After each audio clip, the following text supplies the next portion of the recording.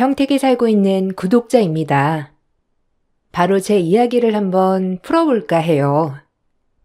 대학교 졸업 후 바로 남편을 만났고 이른 나이지만 임신을 하게 되었어요.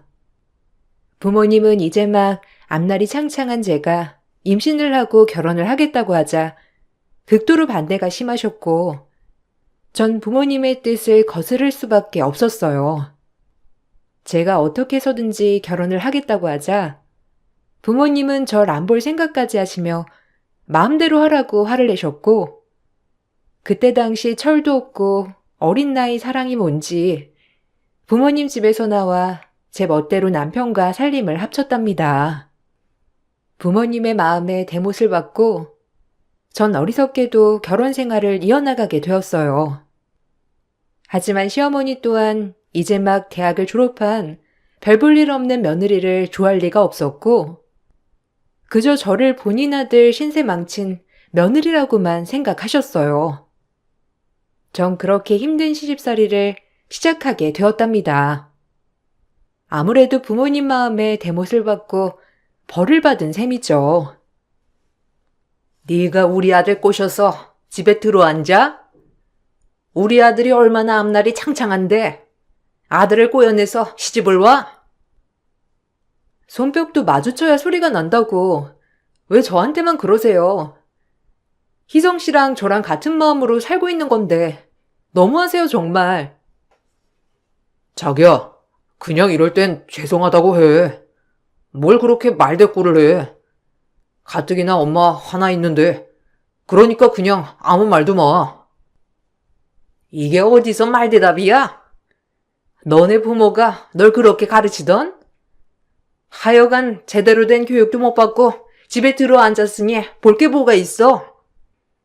너라네 정말 진절머리 난다. 뱃속의 핑계로 우리 아들 신세 망쳤으니 넌 두고두고 우리 집에 희생해. 엄마, 그만해. 뭐 저런 애가 말귀 알아듣겠어? 안 봐도 비디오지. 남자 잘 만나서 신세 피려고 하는 애들 알잖아. 요즘 세상에 여자가 사회에 나가서 활동을 해야지. 어디 남자 하나 믿고 집에 들어앉아? 진짜 웃기는 기집애 아니야? 내가 속상해서 우리 아들 취직하면 저런 애보다 헐 나은 애들이 줄을 설 텐데 왜 하필 저런 애가 들어앉은 거야? 희성 씨나 저나 뭐가 다르나요? 어머님 눈엔 희성 씨만 귀한 아들 같지만 저 역시도 저희 부모님한텐 귀한 딸이에요. 말이라도 못하면 하여튼 꼴도 보기 싫으니까 낮엔 거실에 얼씬 놈아. 내가 너만 보면 혈압이 올라 쓰러지기 직전이야.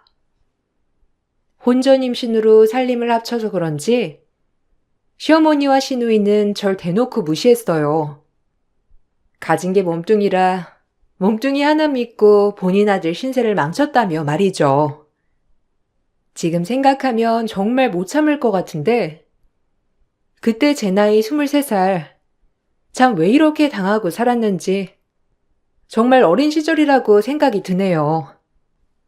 남편을 사랑했고 뱃속에 내가 책임져야 하는 아이를 위해서라도 모든 걸 감내하려고 한 결혼 생활이었지만 이따금씩 시어머니의 말도 안 되는 횡포를 견디기란 쉽지 않은 일이었어요. 늘 제 앞에서 저를 모욕하는 언행을 스스럼 없이 하셨거든요. 21세기였지만 전 조선시대를 살아가는 여자라고 해도 가언이 아니었답니다. 어디 저런 애를 들어앉혀?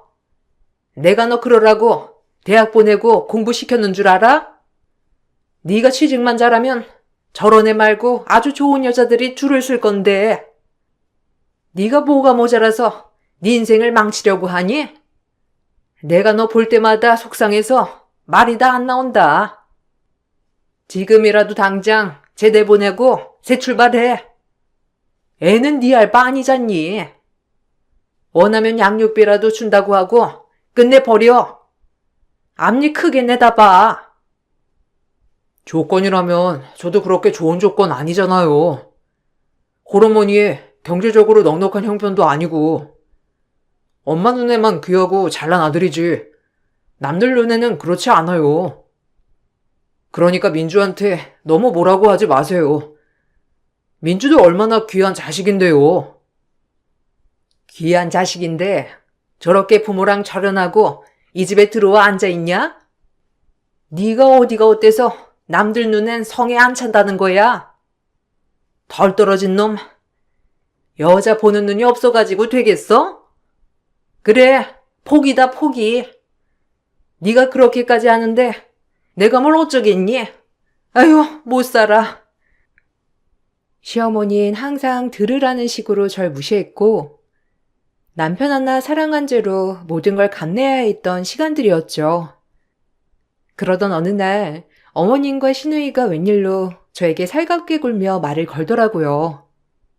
원래가 항상 쌀쌀맞은 분들이라 저에게 이렇게 다정하게 대해준다는 것이 조금 의아하기도 하면서 좋은 마음도 들었지만 그 다정에는 이유가 있는 다정함이었답니다. 올케, 내일 시간 좀 있어? 나 공부하는 거 알지? 다름이 아니라 내일 우리 도우미 아줌마가 갑자기 팔이 부러져서 못 나온다는 거야. 올케가 우리 아들이랑 남편 밥 좀 차려줬으면 하는데 어떻게 생각해? 어차피 올케도 집에만 있잖아. 그래, 너 집에만 있기 심심하기도 할 텐데 가서 좀 도와줘라. 네 시누이 공부하는데 이런저런 신경 쓰면 되겠니? 아, 내일이요? 네, 뭐 시간은 있는데 제가 그렇게 손이 빠르지 못해서 살림이 서툰데 괜찮으시겠어요? 배도 무겁긴 한데. 안 괜찮을 게 뭐야? 살림이야 하면서 느는 거지. 그럼 되는 줄 알게. 내일 우리 아들 학교 끝나고 픽업하고 집에 같이 오면 돼. 아, 그리고 재민이 예민하니까 비 좀 맞춰주고. 내 남편도 퇴근하고 오면 갓 지은 밥 먹어야 하니까 밥상도 부탁할게. 그럼 우리 딸은 다른 거 생각 말고 공부에만 전념하세요. 우리 딸은 법조인이 될 인물이잖아요. 그런 거 전혀 신경 쓰지 마. 결혼을 한 시누이는 로스쿨생이었고 이제 막학기를 남겨둔 학생이었죠. 공부하는 시누이 때문에 시어머니는 늘 그 집의 뒷바라지를 도왔고 그 뒷바라지가 오롯이 저의 몫이 되었어요. 사실 저 역시 집에만 있었기 때문에 도와주는 것은 어려운 일이 아니었고 착한 남편을 생각해서 이 집 식구들과 잘 어울려보고 싶은 마음이었죠. 제가 식구들과 잘 지내야 태어날 우리 아기도 그리고 남편도 다 순탄할 것 같은 마음이 들었거든요. 그렇게 시누이의 집안일을 한두 번 도와주게 되었습니다. 음식 솜씨는 서툴렀지만 조카가 제가 만든 간식과 음식을 참 좋아해 주었어요. 이 모습을 보고 시누이는 저에게 종종 아이를 맡겼는데 그것은 시작에 불과했어요. 처음엔 부탁을 그 뒤로 명령을 하는 시누이와 시어머니의 행포였거든요. 외숙모가 만든 음식 진짜 맛있어. 그리고 외숙모가 학교에 오니까 완전 다들 젊은 누나 같다고 되게 부러워했다? 그래? 외숙모가 그렇게 맛있게 음식을 해줬어? 군뱅이도 구르는 재주가 있다더니 참 의외네. 그래 그럼 외숙모 자주 오라고 하자. 어차피 할 일도 없는 외숙모인데 우리 재민이 밥도 차려주고 학원도 픽업해주면 재민이도 좋겠지? 그러라고 해야겠다. 조카가 저를 좋아한다는 이유로 시어머니와 시누이에게 종종 부탁을 받았고 임신 중기까진 괜찮았지만 임신 막달이 되니 남의 집 일을 도와주는 것이 저로서는 너무 힘들었어요. 하지만 힘든 티를 낼 때마다 시어머니와 시누이는 저에게 핀잔을 주며 항상 화를 내었고 착하던 남편도 역시나 남의 편이었는지 처음엔 저를 안쓰러워하더니 점점 시누이와 시어머니 편을 들며 제가 시누이 집안일을 도와주기를 바랬어요. 어디 하나 마음 붙일 곳이 없는 참 서러운 날들이었어요. 재민이가 네가 만든 음식이 그렇게 맛있다고 하는데 너 그냥 좀 가서 도와줘라. 가족 좋다는 게 뭐니? 네 시누이 시험도 봐야 하고 여간 바쁜 게 아니잖아. 그게 보통 시험이니? 자그마치 우리 집안에서 변호사가 나오는 시험인데 난 허리가 아파서 가보고 싶어도 못 가보니까 네가 가서 좀 집안일도 도와주고 재민이도 봐주고 그래. 너도 맡은 바 역할은 해야지. 그래, 당신이 도와줘. 어차피 당신도 집에만 있기 적적해 했잖아. 이 김에 누나랑도 좀 친해지고 그러면 좀 좋아? 그래, 가족 좋다는 게 뭐야. 올케가 이런 일이라도 해야 우리 집에 걸맞은 며느리가 되는 거 아니겠어? 내가 변호사 되면 입싹 씻을 일도 없고, 내가 올케 고생하는 거 누구보다도 다 알고 마음 써줄 거니까 부탁 좀 할게. 그럼 해주는 걸로 알게. 그래도 제가 매일 도와드리는 건 좀 힘들 것 같아요. 몸도 무거워지고 사실 중기 때까진 괜찮았는데 말기 되니까 힘들어서요. 누구네 안 낳아봤는 줄 알아? 진짜 엄살 떤다. 솔직히 올케 우리 집에서 받아준 것만으로도 감지덕지 아니야? 우리 아니었음 집에서도 쫓겨나서 미혼모 시설에 갈 뻔한 거잖아. 그런데 이 정도도 못 해줘? 진짜 야박하다. 이래서 올케한테 정이 안 간다니까? 잔말 말고 재민이 봐줘. 이런 거라도 해야 이 집에 붙어있지. 이런 것도 안 하고 그런 꽁밥 먹으려 있어? 무조건 봐줘야 돼.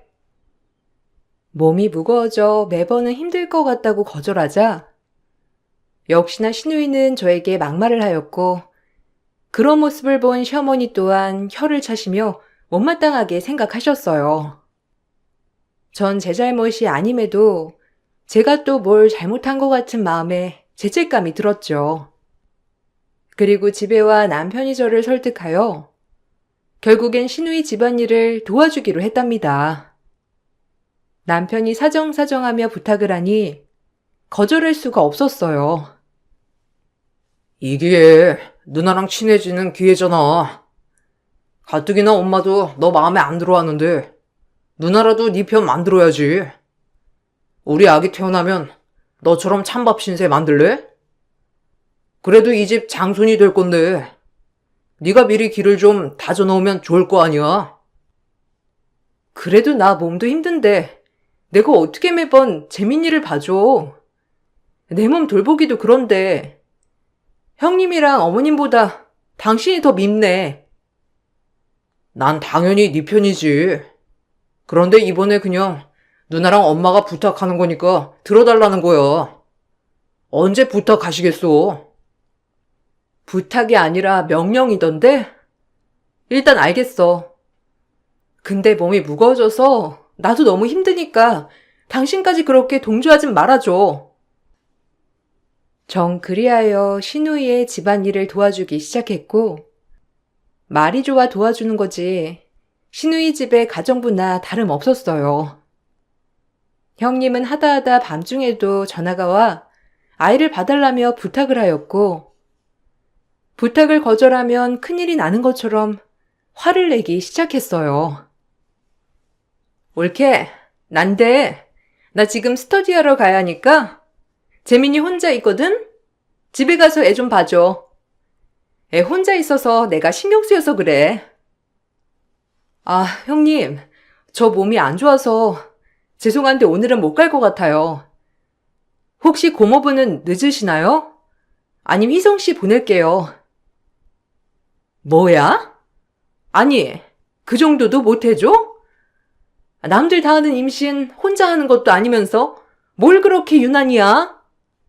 나이도 어린 게? 그 나이 땐 다 얼마나 팔팔한 줄 알아? 그리고 희성인 취직 준비하랴 바쁜 와중인데 어떻게 애를 봐달라고 해? 네가 좀 봐주란 말이야. 애 하나 봐주는 걸로 더럽게 생색내는 거야 뭐야? 이래서 내가 널 안 좋아한다니까? 무식하게 혼전 임신이나 하고 와서? 형님, 말 다 하셨어요?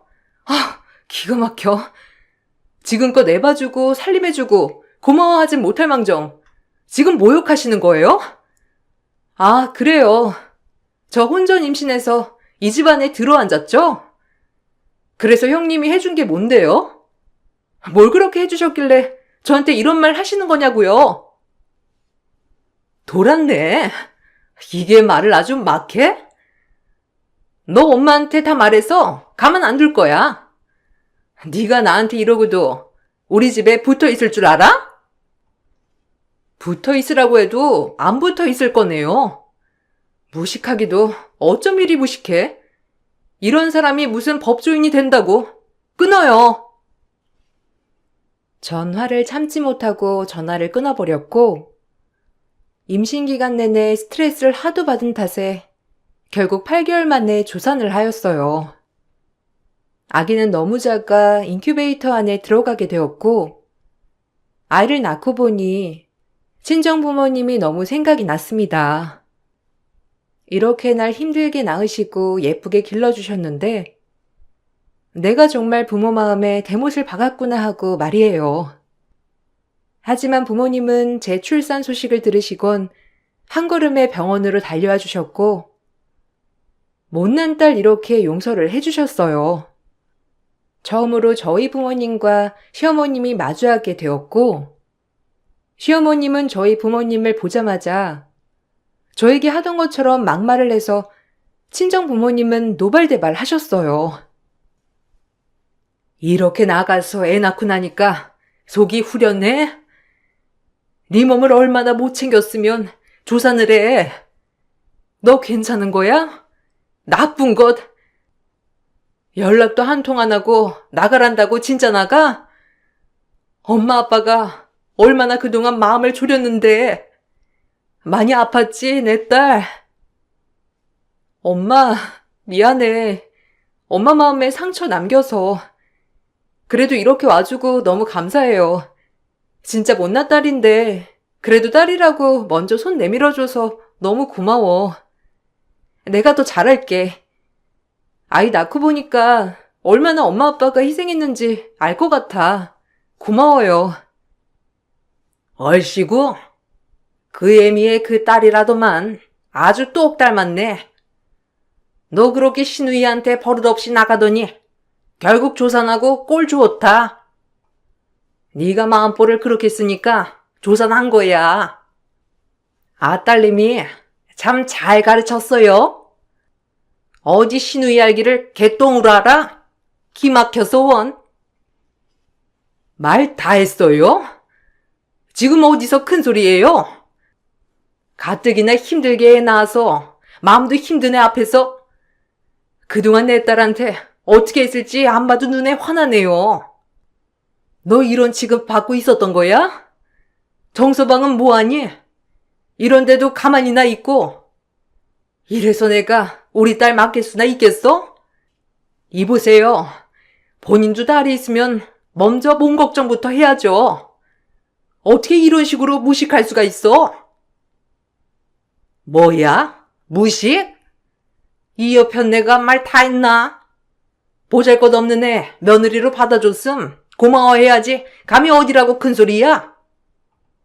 돈도 한 푼 없게 생겨가지고 그 애미나 그 딸이나 딱 봐도 빈대상이네. 아유 속 터져.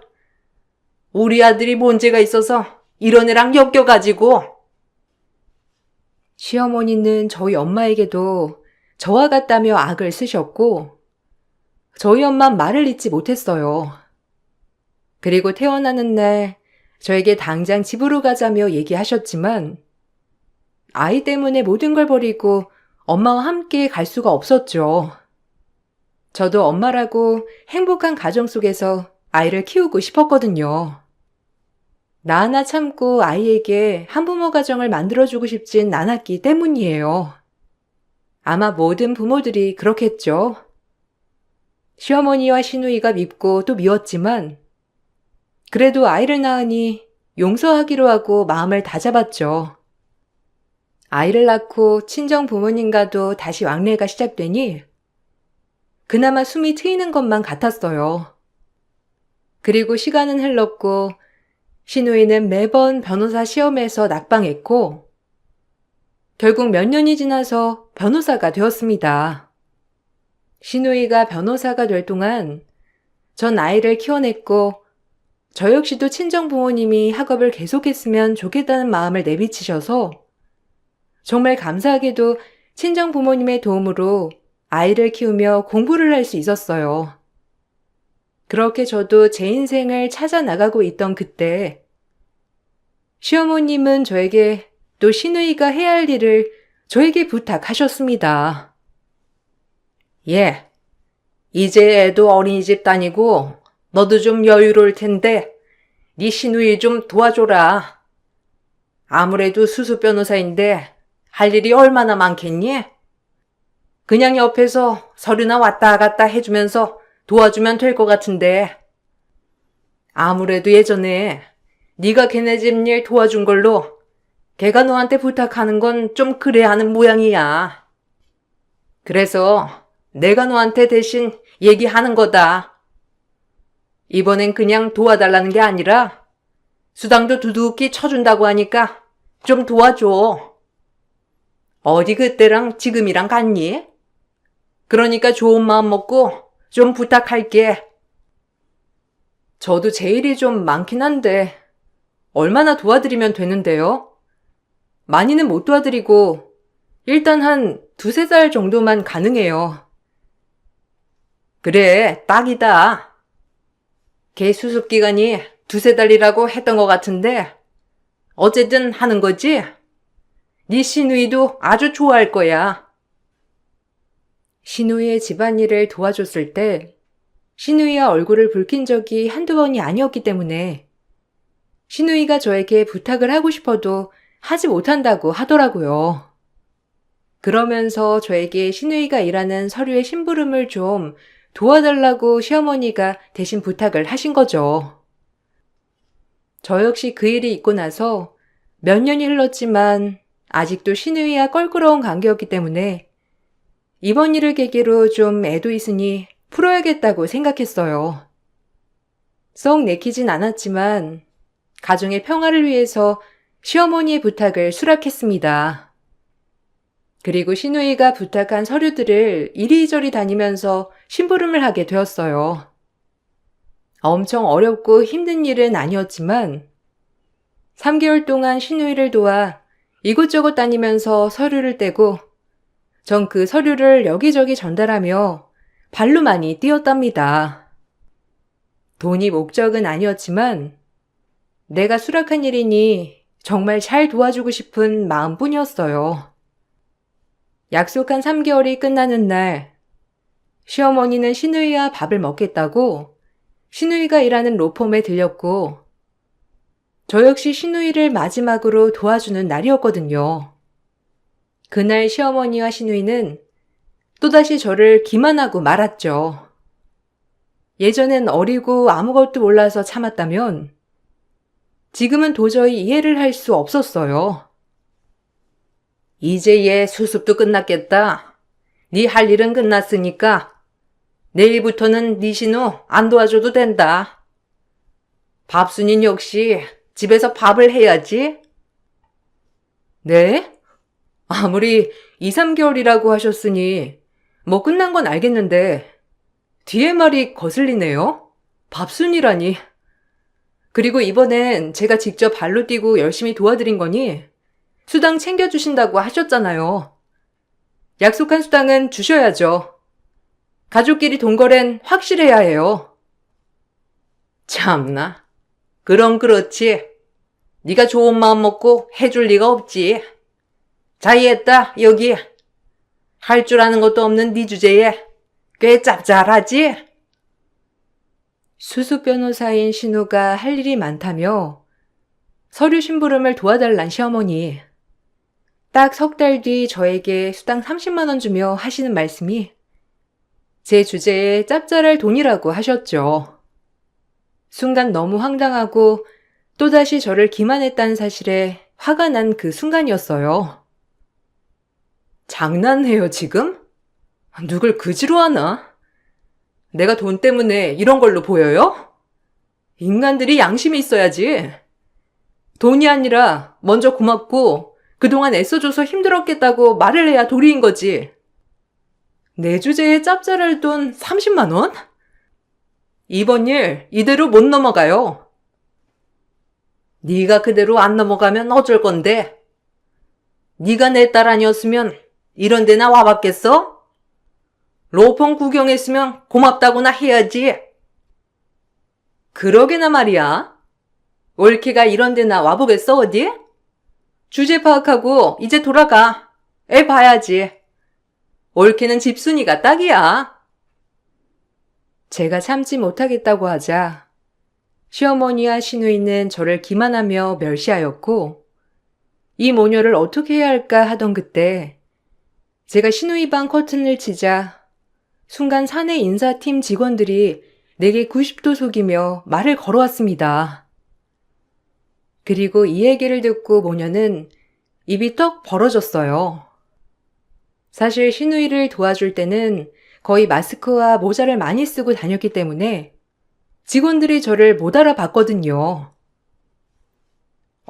대표님, 오셨어요? 미리 말씀을 해주시지. 근데 여기서 뭐 하세요? 이 방은 이제 막 수습딱지 뗀 변호사 방인데. 이 변호사가 지금 저한테 무례를 범하네요. 본인 월급이 누구한테 나가는 줄도 모르고 꼴값 떠는 꼴이란. 어찌해야 할까요? 저 조짜 변호사는 그럼 해고할까요? 대표님이 많이 언짢으시면 바로 그렇게 하겠습니다. 마침 수습이 오늘까지라 딱 오늘 해고하면 별탈 없을 것 같거든요. 대표님이 분부만 하시면 바로 그렇게 일 처리할게요. 말씀만 해주십시오. 네, 잘라주세요. 아무리 수습이라지만 인성이 덜 된 사람 우리 로펌에서 일하게 할 수는 없죠. 당장 해고 처리해줘요. 해고라니? 무슨 소리야? 아니 그리고 올케 인성이 덜 되다니? 지금 뭐 잘못 먹었어? 어떻게 된 거야 이게? 저와 인사팀 직원이 하는 말을 번갈아 듣던 시누이와 시어머니는 이게 무슨 일이냐며 저에게 물었고 전 그간 있었던 일을 설명하였어요. 제가 하는 말을 모두 다 들은 시누이와 시어머니는 바로 태도가 돌변하며 저에게 사과를 하며 눈치를 살폈죠. 그리고 시어머니는 아차했는지 제가 살면서 볼 수 없던 표정을 지으며 역겹게도 갑자기 상냥한 태도로 돌변하였어요. 대표라니? 여기 대표님은 김성식 대표님이신데? 어떻게 네가 대표라는 거야? 저 직원이 약이라도 먹은 거야? 김성식 대표님이 저희 아빠거든. 오랫동안 로펌을 운영한 아빠의 꿈이 저를 변호사 만드는 거였고, 대학교 졸업하자마자 임신하고 집에 나왔으니 아빠가 날 안 볼만도 하지. 근데 출산을 기점으로 부모님이랑 화해하면서 다시 공부 시작했거든? 애기 보랴 공부하랴 힘든 여정이었지만 그래도 부모님 생각하면서 버텼지. 당당히 변호사 시험 합격했고 나중에 당신들한테 나 이런 사람이다. 우리 앞으로 잘해보자라고 밝히려고 했는데 어쩌다 보니 이렇게 밝히게 되었네. 그리고 아빠 건강이 급격히 안 좋아지면서 이 로펌 임시 대표직을 하고 있는데 이 얘기를 내가 안 했지? 당신들 식대로 얘기하면 별 볼 일 없는 당신 아들이 나 같은 여자 넘볼 수나 있겠어? 공장 생산직이나 하는 당신 아들 나 같은 변호사 마누라가 가당키나 하냐고. 아니 그럼 네가 변호사란 말이야? 희송이 말론 너 가난한 집 여자이라고 했는데 이게 다 무슨 말이야? 희송 씨는 우리 아빠가 로펌 대표인지 몰랐으니까. 나랑 결혼하고 사는데 그게 중요해? 됐고 당신들 인성 이제 다 들통났으니 이 방 빼줘야겠는데 어쩌지? 수습딱지 떼면서 나가게 됐네. 어쩌나? 아마 큰 기업 로펌은 못 갈 거야. 수습하고 쫓겨났다는 거 보면 아무도 안 쓸 거거든. 웬만하면 수습 끝나면 채용을 해주는데 이렇게 바로 쫓겨나니 사람들이 뭐라고 생각하겠어? 아니 올케, 나 아직까지 믿어지지 않는데 좀 얘기 좀 다시 해보자.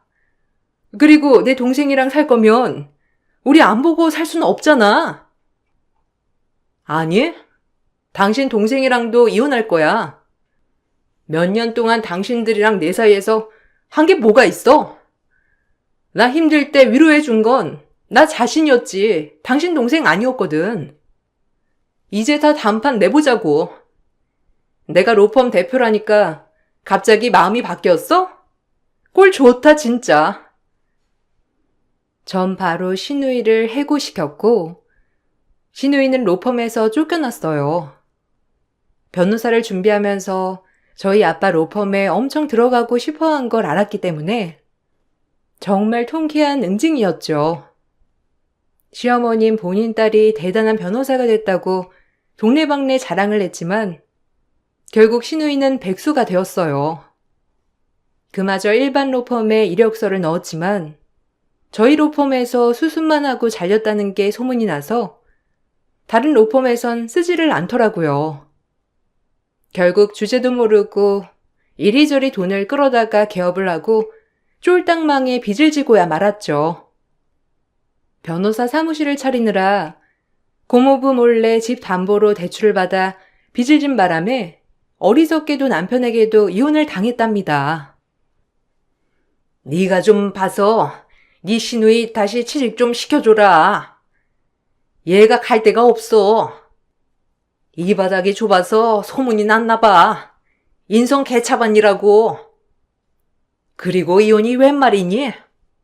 네 시누이 취직만 하면 다시 재결합할 수도 있을 건데 어떻게 네가 좀 도와주면 안 될까? 인성 개차반 맞잖아요. 그냥 주제 파악하고 애나 키우라 해요. 아줌마가 도와주면 되겠네. 그리고 희성씨 보고 이혼 도장 안 찍으면 소송 들어갈 거니까 빨리 도장 찍어서 보내라고 해요. 당신들에 비하면 희성씨는 나에게 그렇게 큰 잘못은 하지 않았지만 그동안 내가 힘들고 아플 때 날 외면한 사람이니까 도저히 용서가 안 되거든. 그리고 어차피 희성씨랑 같이 있으면 당신들을 안 볼 수도 없는 거고. 당신 잘난 아들 좋은 여자 만나라고 해야지. 당신이 제일 원하던 거니까. 너 같은 며느리가 어디 있다고. 그리고 너네 사이에 애도 있잖아. 어떻게 그리 무자르듯 잘라내니? 내가 다 사과하마. 이제 와서? 참고 살아보려고 했고 더 잘 지내고 싶어서 시누이 심부름 해가면서 관계 회복에 힘썼는데 그때도 당신들은 날 무시하면서 돈 갖다가 멸시했지. 절대 못 참아. 그러니까 그냥 당신들도 이제 내가 하는 대갚음 어디 한번 당해봐. 전 그 이후 남편과 협의 이혼을 했어요. 다행히 저에게 미안했는지 양육권과 친권 모두 넘겨주었고 남편은 절 붙잡지 않았죠. 옆에 있을 때 더 챙겨주지 못하고 그저 제가 참기를 바랐다는 것 인정하면서 그저 미안하다고만 하더라고요. 대신 시어머니는 제가 사과를 받아주지 않자 재산 분할을 요구했고 이혼을 한다고 하니 그제야 본색을 드러냈습니다. 너 그렇게 이혼하고 나갈 거면 재산 분할 해줘야지. 네가 로펌 대표인데 어디 입을 씻으려고 해? 내가 다 주워들었어. 어디서 주워들었길래 개똥 같은 정보로 절 또 화나게 하는지. 참 알다가도 모르겠네요. 제가 대표로 있는 로펌은 임시대표라 내 로펌이 아니어서 재산 분할이 안 되거든요. 그리고 그 이후에 전 재산이 없고요. 다 아빠 엄마 앞으로 되어 있는 걸 어떻게 분할을 하는지. 설사 분할이 된다 하더라도 양심이 있어야지. 어디서 분할을 요구해, 뻔뻔하게. 그러니까 당신 자식들이 안 풀리는 거야. 지 딸도 지랑 똑같이 키워가지고 인성이 그 모양이지. 어디 한번 빚 갚으면서 잘 살아봐. 아, 이 바닥에 소문 짱 나서 국선 변호사 하고 싶어도 면접에서 떨어질걸? 변호사는 됐는데 빚은 엄청나고 꼴 좋다. 엄마 왜 그래? 가뜩이나 얘 기분 거슬려서 좋을 게 뭐가 있다고 진짜 이럴 거야? 아니 민주야, 내 말 좀 들어봐. 어차피 지금 착한 척 해봤자 무개념인 거 다 소문났으니까 하던 대로 하셔. 이제 와서 나 생각해주는 척 말고.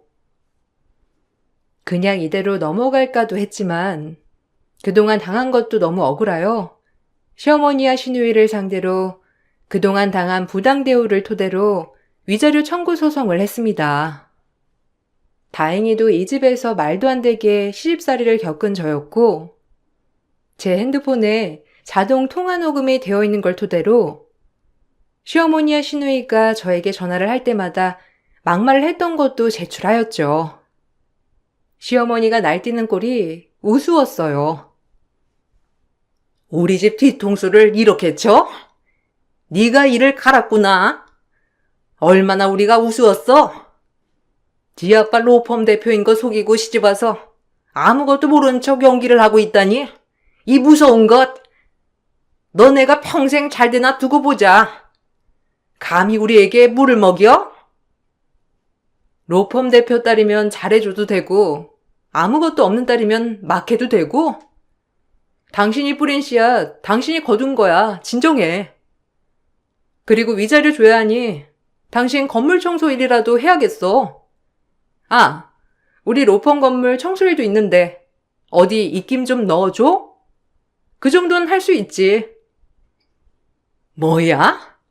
네가 감히 날 능멸해? 아우, 기가 막혀. 우리 아들 딸 신세 망쳐놓고 어디 한번 잘 되나 볼 거야, 내가. 나야말로 평생 이제 어떻게 망해가나 지켜볼 거니까 각오해. 인생 그렇게 살면 안 된다는 거 늙음하게 많이 배웠지? 위자료 금액이 많지는 않았지만 그래도 전 위자료를 받을 수 있었어요. 저에게 재산 분할을 신청하다 역으로 위자료를 주게 된 거예요. 재산 분할에서는 정작 제 재산은 아무것도 없었고 아빠한테 받은 로펌조차도 임시대표였기 때문에 분할은 되지 않았어요. 결국 본인 욕심 때문에 아들과 딸 모두 이혼남을 만든 것이죠. 아딸은 본인 욕심도 있겠네요. 그리고 전 이혼 후 제가 일한 돈으로 조그마한 전세 아파트를 구매했고 그곳에서 아들과 둘이 살고 있답니다. 변호사가 되고 나서 바빠지긴 했지만 밖에 나가 일도 하면서 자존감이 많이 올라갔어요. 20대 초반 그 어리석은 저와는 정말 다른 제가 되었죠. 철없을 때 사랑만을 보고 시작한 결혼이었지만 결론적으로 부모님 말씀이 참 맞았네요. 그래도 후회하진 않는 게 그때의 제가 있었기에 지금의 제가 있고 이렇게 예쁜 아들도 얻었으니까요. 지금은 대표직을 내려놓고 변호사 일만 하고 있습니다. 아직 로펌을 이끌어갈 깜냥은 아닌 것 같아 아빠를 수족처럼 따르던 이사님이 대신 경영을 해주고 계세요. 물론 아빠조차도 동의하셨고요. 변호사 일을 하면서 저처럼 말도 안 되는 일을 겪은 의뢰인 얘기를 들을 때마다 그때의 일이 떠오르곤 하지만 그래도 많이 치유가 됐는지 지금은 매우 행복한 삶이라고 생각을 한답니다. 이 글을 쓰면서 문득 드는 생각은 부모님께 잘해야겠다고 또 한 번 다짐해 보아요. 철없고 무지한 딸 받아주는 게 쉽지 않았을 텐데 이렇게 훌륭하게 키워주셔서 감사하다는 말도 꼭 전해드리고 싶습니다. 여러분, 어른들 말 틀린 거 하나 없더라고요. 혹시라도 저처럼 이런 상황에 놓여 계신다면 현명하게 행동하시길 바랄게요. 그럼 이만 글을 마치겠습니다. 감사합니다. 안녕하세요.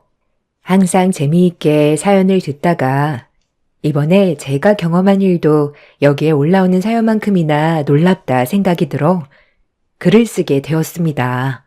저는 몇 년 전 이혼을 한 돌싱입니다. 전 남편과는 소개를 통해서 만나게 되었는데요. 친정 엄마가 홀로 저를 키워주셨는데 주변에서 좋은 집안 아들이 있다며 소개를 해준다고 해서 엄마의 성하에 소개팅을 나가게 되었습니다. 당시 남편은 자신감이 넘치고 당당한 사람이었는데요. 무엇보다 저에게 적극적으로 마음을 표현하는 모습을 보고 연애를 시작하게 되었습니다.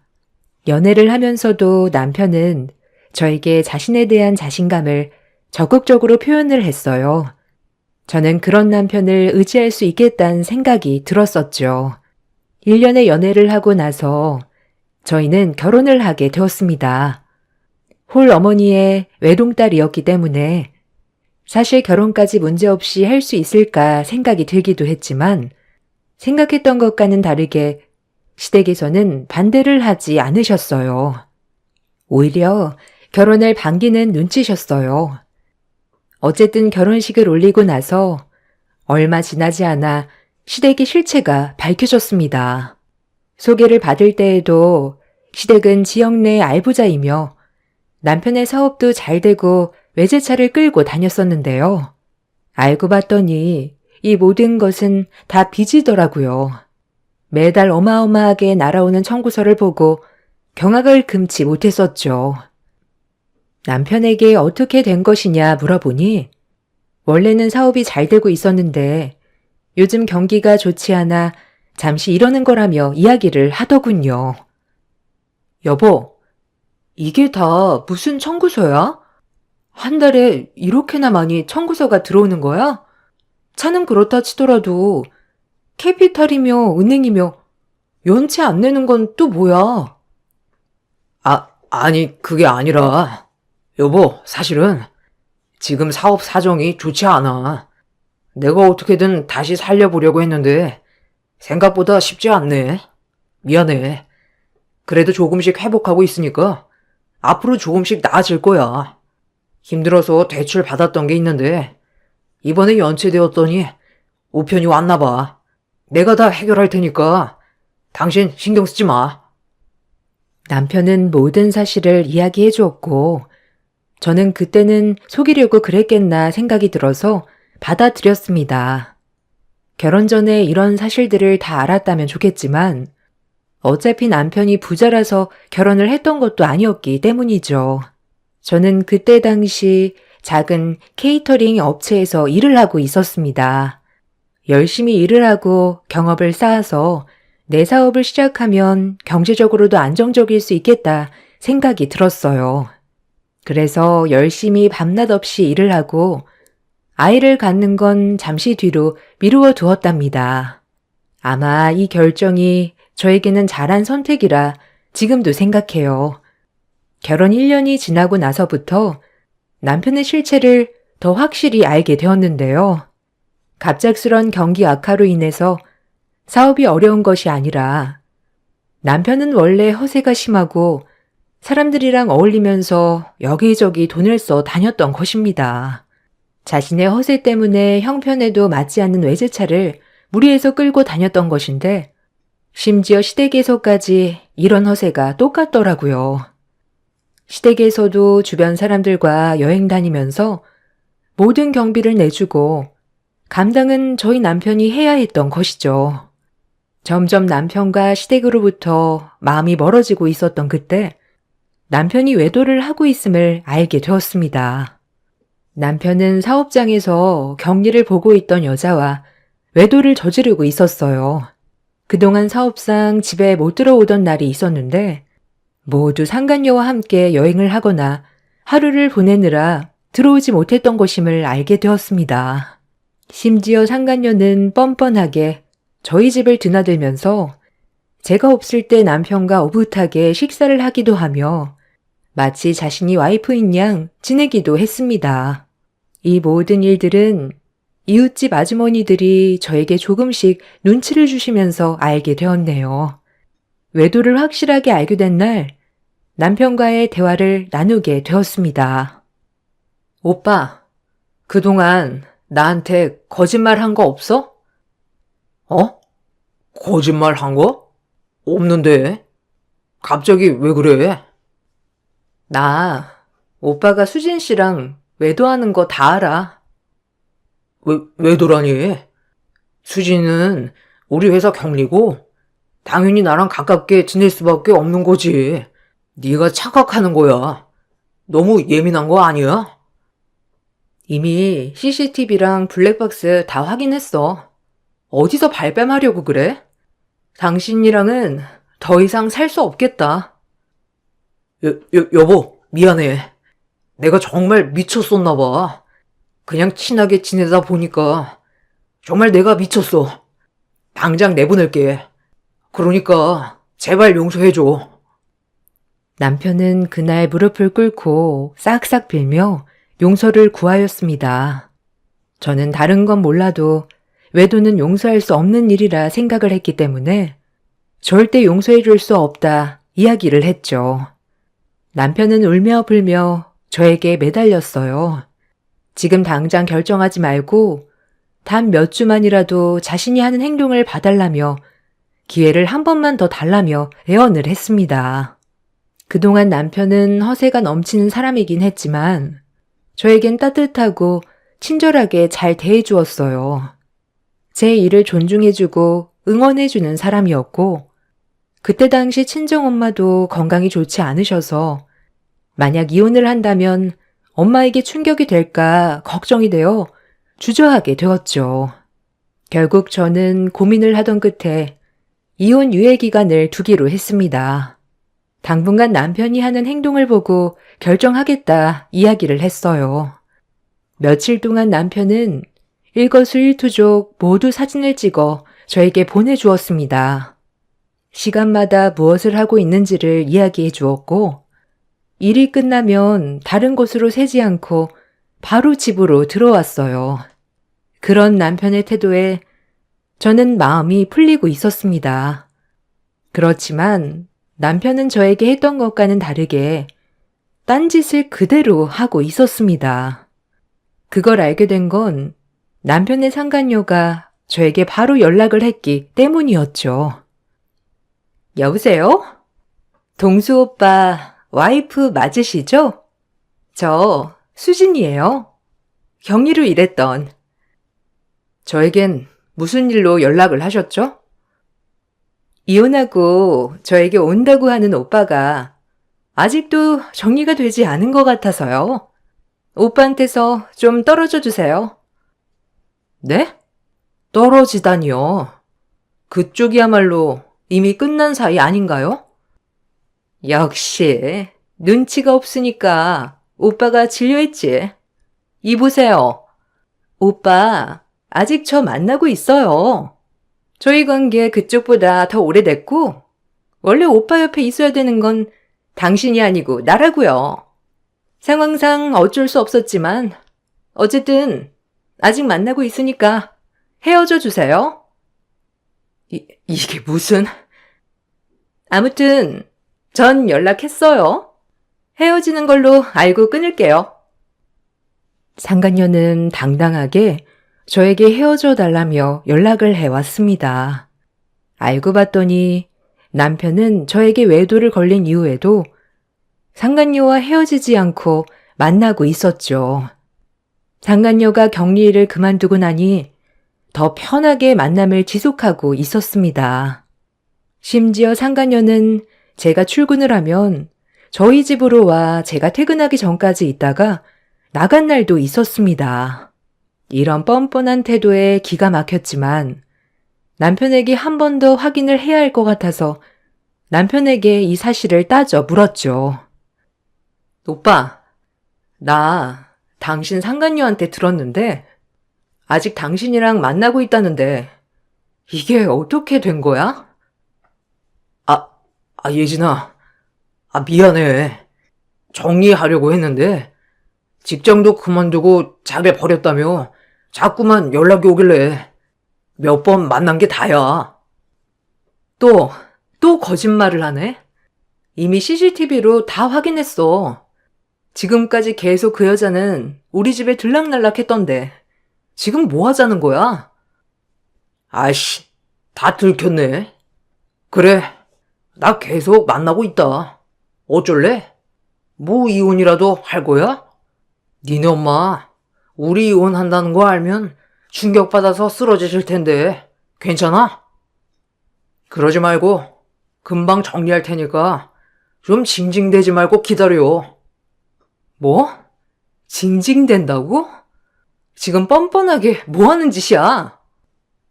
그럼 니네 엄마한테 전화할 테니까 당장 말해봐. 나랑 이혼하겠다고. 애지중지 키운 딸이 이혼한다고 하면 충격이 크실 텐데. 오빠 지금 그걸로 날 협박하는 거야? 내가 당신이랑 이혼을 못할 거라고 생각해? 천만에. 내가 당신이고 그 여자고 소송할 거야. 남편은 자신의 행동이 들키자 오히려 저희 친정엄마의 상태를 언급하며 비아냥거리기 시작했죠. 저는 더 독한 마음으로 이혼을 결심했습니다. 이미 증거는 차고 넘쳤기 때문에 이혼을 하는 데에는 어렵지 않았어요. 저는 남편과 상간녀에게 위자료 청구를 하였습니다. 그렇게 모두 마무리가 되던 중 엄마가 투병 중 돌아가시게 되었어요. 이혼도 했고 하나밖에 없었던 가족이 세상을 떠나다 보니 마음이 무척이나 힘들었지만 그래도 인복은 있는지 케이터링 업체 사장님의 도움을 받아 다른 지역에서 개업을 하게 되었어요. 생각보다 가게는 잘 되었고 주로 기업 내 행사 음식 제공을 하면서 차분히 사업을 넓혀갔습니다. 전 남편과는 따로 연락을 하지 않았지만 건너 들었던 소식은 저와 헤어지고 나서 상간녀와도 얼마 못 가 헤어졌다는 이야기였어요. 아마 남편의 사업이 겉으로 보는 것과는 다르게 망하고 있었다는 것과 거주하고 있던 집이 제 명의로 되어 있었다는 걸 알았던 거겠죠. 어쨌든 이미 타지로 이사를 왔고 마주칠 일은 없을 거라 생각을 했었습니다. 케이터링과 반찬집을 차리고 운영하면서 몇 번 저희 가게로 의뢰를 해주신 사모님이 있었는데요. 그분께서는 지역 내에서도 유명한 기업의 사모님이셨습니다. 행사가 종종 있어서 그때마다 저희 가게에 의뢰를 해주셨죠. 제가 하는 음식이 입에 맞으셨는지 종종 반찬들을 사러 오시기도 했습니다. 사모님께서 저를 좋게 봐주셨는지 가끔씩 저희 가게를 와서 이야기를 나누다 가시거나 커피를 사고 오시는 날도 있었죠. 사모님께는 하나밖에 없는 아들이 있었는데요. 그 아들이 얼마 전 결혼을 한다는 소식을 듣게 되었습니다. 결혼식을 홈파티 형식으로 하려고 해서 음식 의뢰를 하시려고 했지만 그날은 미리 잡힌 행사가 너무 많아서 제가 진행을 해드리지 못했었네요. 어쨌든 결혼식이 끝나고 사모님께서는 담례떡이라며 신혼부부 사진이 들어간 박스를 가지고 오셨습니다. 잘 먹겠다고 인사를 하면서 사진을 보니 저는 깜짝 놀라지 않을 수 없었는데요. 바로 사진 속 신부가 그토록 원망하고 증오했던 상간녀였던 것입니다. 그때 사모님께는 아무런 말도 하지 못했어요. 이미 결혼식도 끝이 났고 거기다가 신부가 임신을 하게 되면서 결혼을 한 것이라고 하셨거든요. 그렇지만 사부님은 정말 좋으신 분이셨고 이대로 상간녀가 결혼을 하게 되면 큰일이 날 수도 있겠다 생각이 들었습니다. 저보다 더 난리가 났던 건 저희 가게 직원들이었어요. 어머, 사장님, 이 여자 그 여자 아니에요? 사장님 전 남편 상간녀. 아니, 얘가 왜 이 사진에 있지? 그러게. 참나. 세상 좁다 해도 이렇게 만난다니 진짜 황당하다 정말. 이거 사모님한테 말해드려야 하는 거 아니에요? 이 여자 완전 독종인데. 그러니까 말이야. 어떻게 이야기를 해야 하나? 아니, 말을 하는 게 맞는 건가 싶기도 하고. 아니, 망설이시면 안 되죠. 고민을 좀 해봐야겠어. 사모님이 전혀 모르실까? 작정하고 이 여자가 속인 거겠지? 저는 그날 이후 많은 고민을 했습니다. 이미 끝난 사이이고 거기다가 그날 이후 3년이라는 시간이 더 지났기 때문이었죠. 고민을 하다 저는 오래전에 적어두었던 상간녀의 연락처를 찾아내고 연락을 했습니다. 당신의 시어머니와 잘 아는 사이임을 설명하면서 내가 이야기하기 전에 먼저 정리를 하라고 말을 했죠. 그렇지만 상간녀의 반응은 역시나 뻔뻔했습니다. 사모님이 이 사실을 아시나요? 아무리 3년 전 일이라고 해도 한 가정을 깼던 일인데 뻔뻔하게 속이고 결혼한 건가요? 어머, 그걸 왜 말해야 하죠? 그때나 지금이나 답답하네. 어차피 그날 일은 다 끝났고 배상도 했잖아요. 근데 뭐가 문제예요? 제가 부잣집에 시집가니 배 아파서 그러는 거예요? 이러니 남편이 바람나지. 저기요, 말해서 뭐 어쩔 건데요. 만일 시댁에 조금이라도 말한다면 당신 고소할 거야. 정말 뻔뻔하네. 역시 사람은 변하지 않아. 두고 봐. 내가 어떻게 하는지. 아유, 무서워라. 마음대로 해보세요. 어차피 시댁 식구들은 내 편이지 당신 편이겠어? 이미 난 그쪽 집안 대를 이을 아이도 임신했는데 어쩔 거야. 제발 내 인생에 참견하지 말고 꺼져.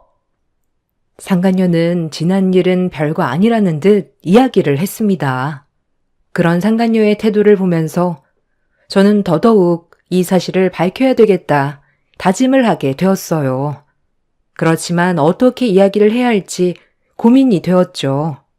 그러던 찰나에 사모님께서 다시 저희 가게를 찾아와 의뢰를 해 주셨습니다. 이번에는 회사 행사가 아니라 집안 행사로 문의를 주셨어요.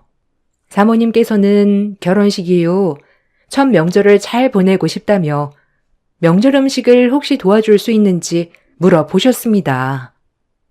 예진 씨, 혹시 이번 명절에 명절 음식 좀 우리 집에 와서 도와줄 수 있나? 원래 명절에 특별하게 음식은 안 하는데 그래도 새 식구가 들어왔으니 뭔가 준비는 해야 할 것 같아서 바쁘면 어쩔 수 없지만 가능한지 물어보려고. 아, 네, 그럼요. 어차피 저도 명절에 딱히 가는 곳이 없어서 제가 도와드릴 수 있을 것 같아요. 필요하시면 저희 직원들이랑 같이 갈게요. 어머, 그래주면 나야 너무 고맙지. 음식 재료나 이런 건 내가 다 준비할게. 그냥 요리하는 것만 조금 도와줘. 네, 사모님. 그때 뵐게요. 명절이 다가오고 저는 당연히 상간녀가 시댁에 있을 거라 생각을 했습니다. 저의 모습을 본다면 당연히 놀랄 것이고 그 후에 어떻게 나오는지 보자 생각을 하고 있었죠. 그런데 막상 사모님 댁으로 가보니 상간녀는 오지 않았더라고요. 사모님께서는 갑자기 집안에 일이 있어 아들네에는 못 올 것 같다며 이야기를 하셨어요. 저는 아쉽기도 했지만 그래도 사모님께 언질은 드려야 되겠다 싶어 타이밍을 재고 있었습니다. 음식을 만들다가 이런저런 이야기를 나누면서 사모님은 며느리에 대한 이야기를 하시기 시작하셨죠.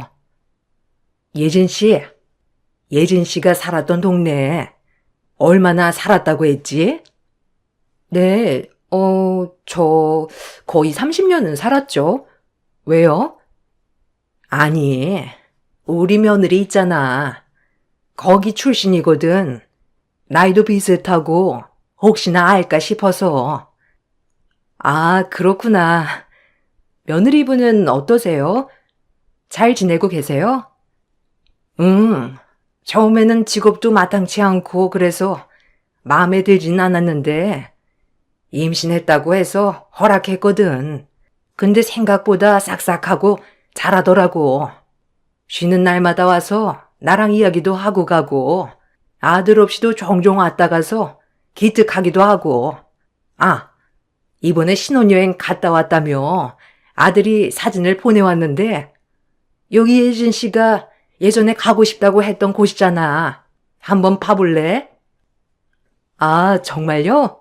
와, 진짜 사진 잘 나왔네요. 이거 봐봐. 아드님 사진 정말 잘 나왔지? 오, 그러네요. 근데 왜 아드님 독사진만 있어요?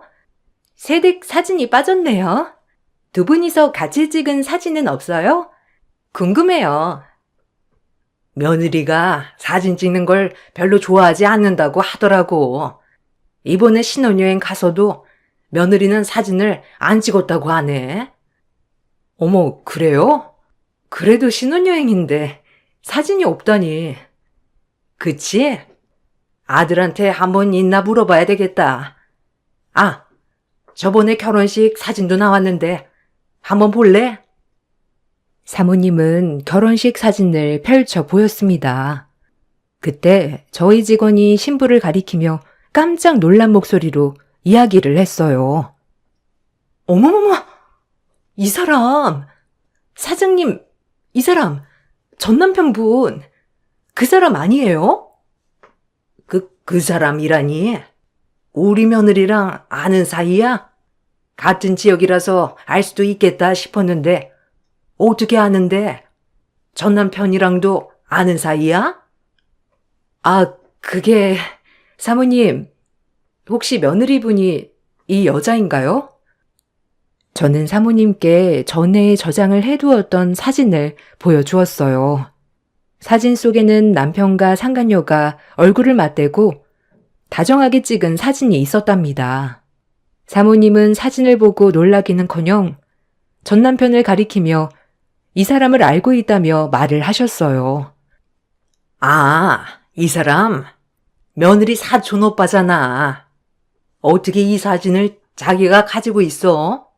친하게 지냈던 사이인가? 아, 사모님, 그게 아니라 사실 이 남자가 제 전 남편이에요.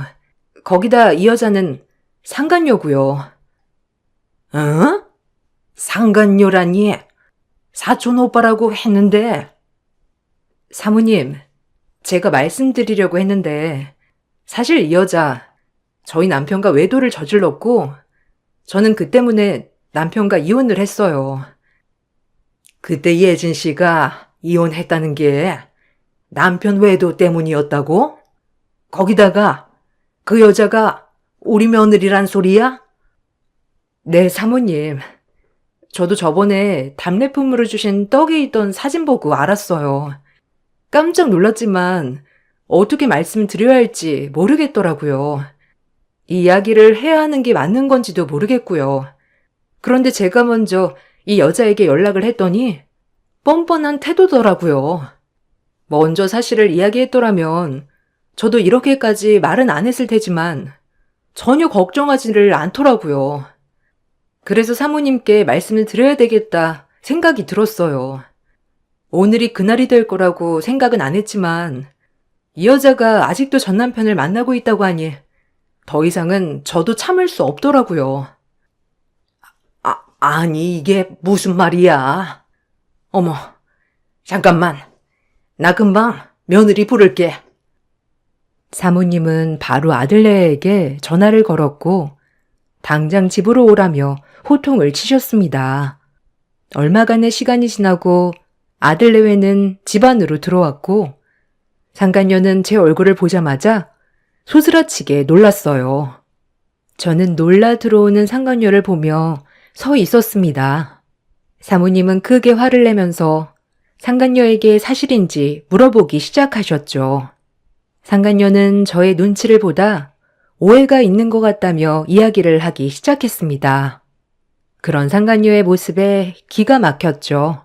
상간녀는 억울하다는 듯 오열을 하면서 사실이 아니라고 말하기 시작했습니다. 사모님은 혼란스러운 얼굴이었고 아들은 영문도 모른 채 상간녀를 달래기 시작했습니다. 저는 사실을 알려드리기 위해 미리 찍어둔 판결문을 사모님께 보여드렸죠. 판결문을 본 사모님은 갑자기 자신의 방으로 들어갔습니다. 그러더니 몇 장의 사진을 상간녀에게 던졌습니다. 던져진 사진을 보니 상간녀와 전 남편이 함께 다정하게 호텔로 들어가는 사진이었어요. 저도 그 사진을 보고 깜짝 놀랐죠. 상간녀도 놀랐는지 오열하던 것을 그치고 당황스러운 얼굴을 했어요. 너 얼마 전에 거리에서 나랑 마주친 적이 있었지? 그때 옆에 있던 남자 네 사촌 오빠라고 했고 처음에는 별 생각이 안 들었는데 그날 그 남자랑 손을 잡고 있었던 것이 자꾸만 머리에 아른거리더구나. 그래서 내가 뒷조사 좀 했다. 그런데 너는 사촌 오빠랑 호텔을 가니? 너 어디 설명을 좀 해봐라. 어머님, 그게 아니고요. 이 사람은 제 사촌 오빠가 맞아요. 이날 사촌 오빠가 오랜만에 여기로 와서 숙소를 잡아주려고 간 것뿐이에요. 그리고 저는 저분의 남편을 몰라요. 저분도 모르고요. 무슨 말을 들으셨는지 모르겠지만 오해하신 거예요. 그래? 그럼 어디 이 사진도 한번 이야기해봐라. 여기 예진 씨가 자기 전 남편이라며 보여준 사진인데 네가 모른다고 하는 예진 씨 전 남편이랑 네 사촌 오빠랑 얼굴이 똑같이 생겼잖니. 거기다가 이 옆에 있는 여자는 네가 아니야? 그건 어머니. 제가 잘못했어요. 말씀 안 드리려고 한 건 아닌데 철없을 때 있었던 일이고 저도 지금까지 반성하고 있어요. 그때 모든 배상을 다 했고 지금도 그때만 생각하면 후회가 돼요. 어머님, 정말 진심이에요. 저 상진 씨 정말 사랑하고 상진 씨 아이도 가졌어요. 제발 용서해 주세요. 용서라고 했니 지금? 넌 이런 어마어마한 거짓말을 하고서 용서를 바라는 거야? 네가 지금 어떤 짓을 했는지 알기나 해? 감히 우리 집에 이런 모욕적인 짓을 해? 너 상진이 얘가 하는 말 알았던 일이니? 아니, 엄마, 이게 뭐야? 여보, 거짓말이지? 진짜 당신 이런 일 저질렀어? 아니야, 여보. 그게 아니고 다 옛날 일이야. 반성했어. 정말이야. 믿어줘. 반성했다는 애가 아직도 거짓말이네. 너, 네 사촌 오빠라는 사람이랑 아직도 만나고 있잖아. 어머니, 용서해 주세요. 다신 안 그럴게요. 상간녀는 사모님의 바짓가랑이를 잡고 울며 불며 용서를 구했죠. 그렇지만 사모님은 상간녀를 노려만 볼 뿐 냉정한 반응이었답니다.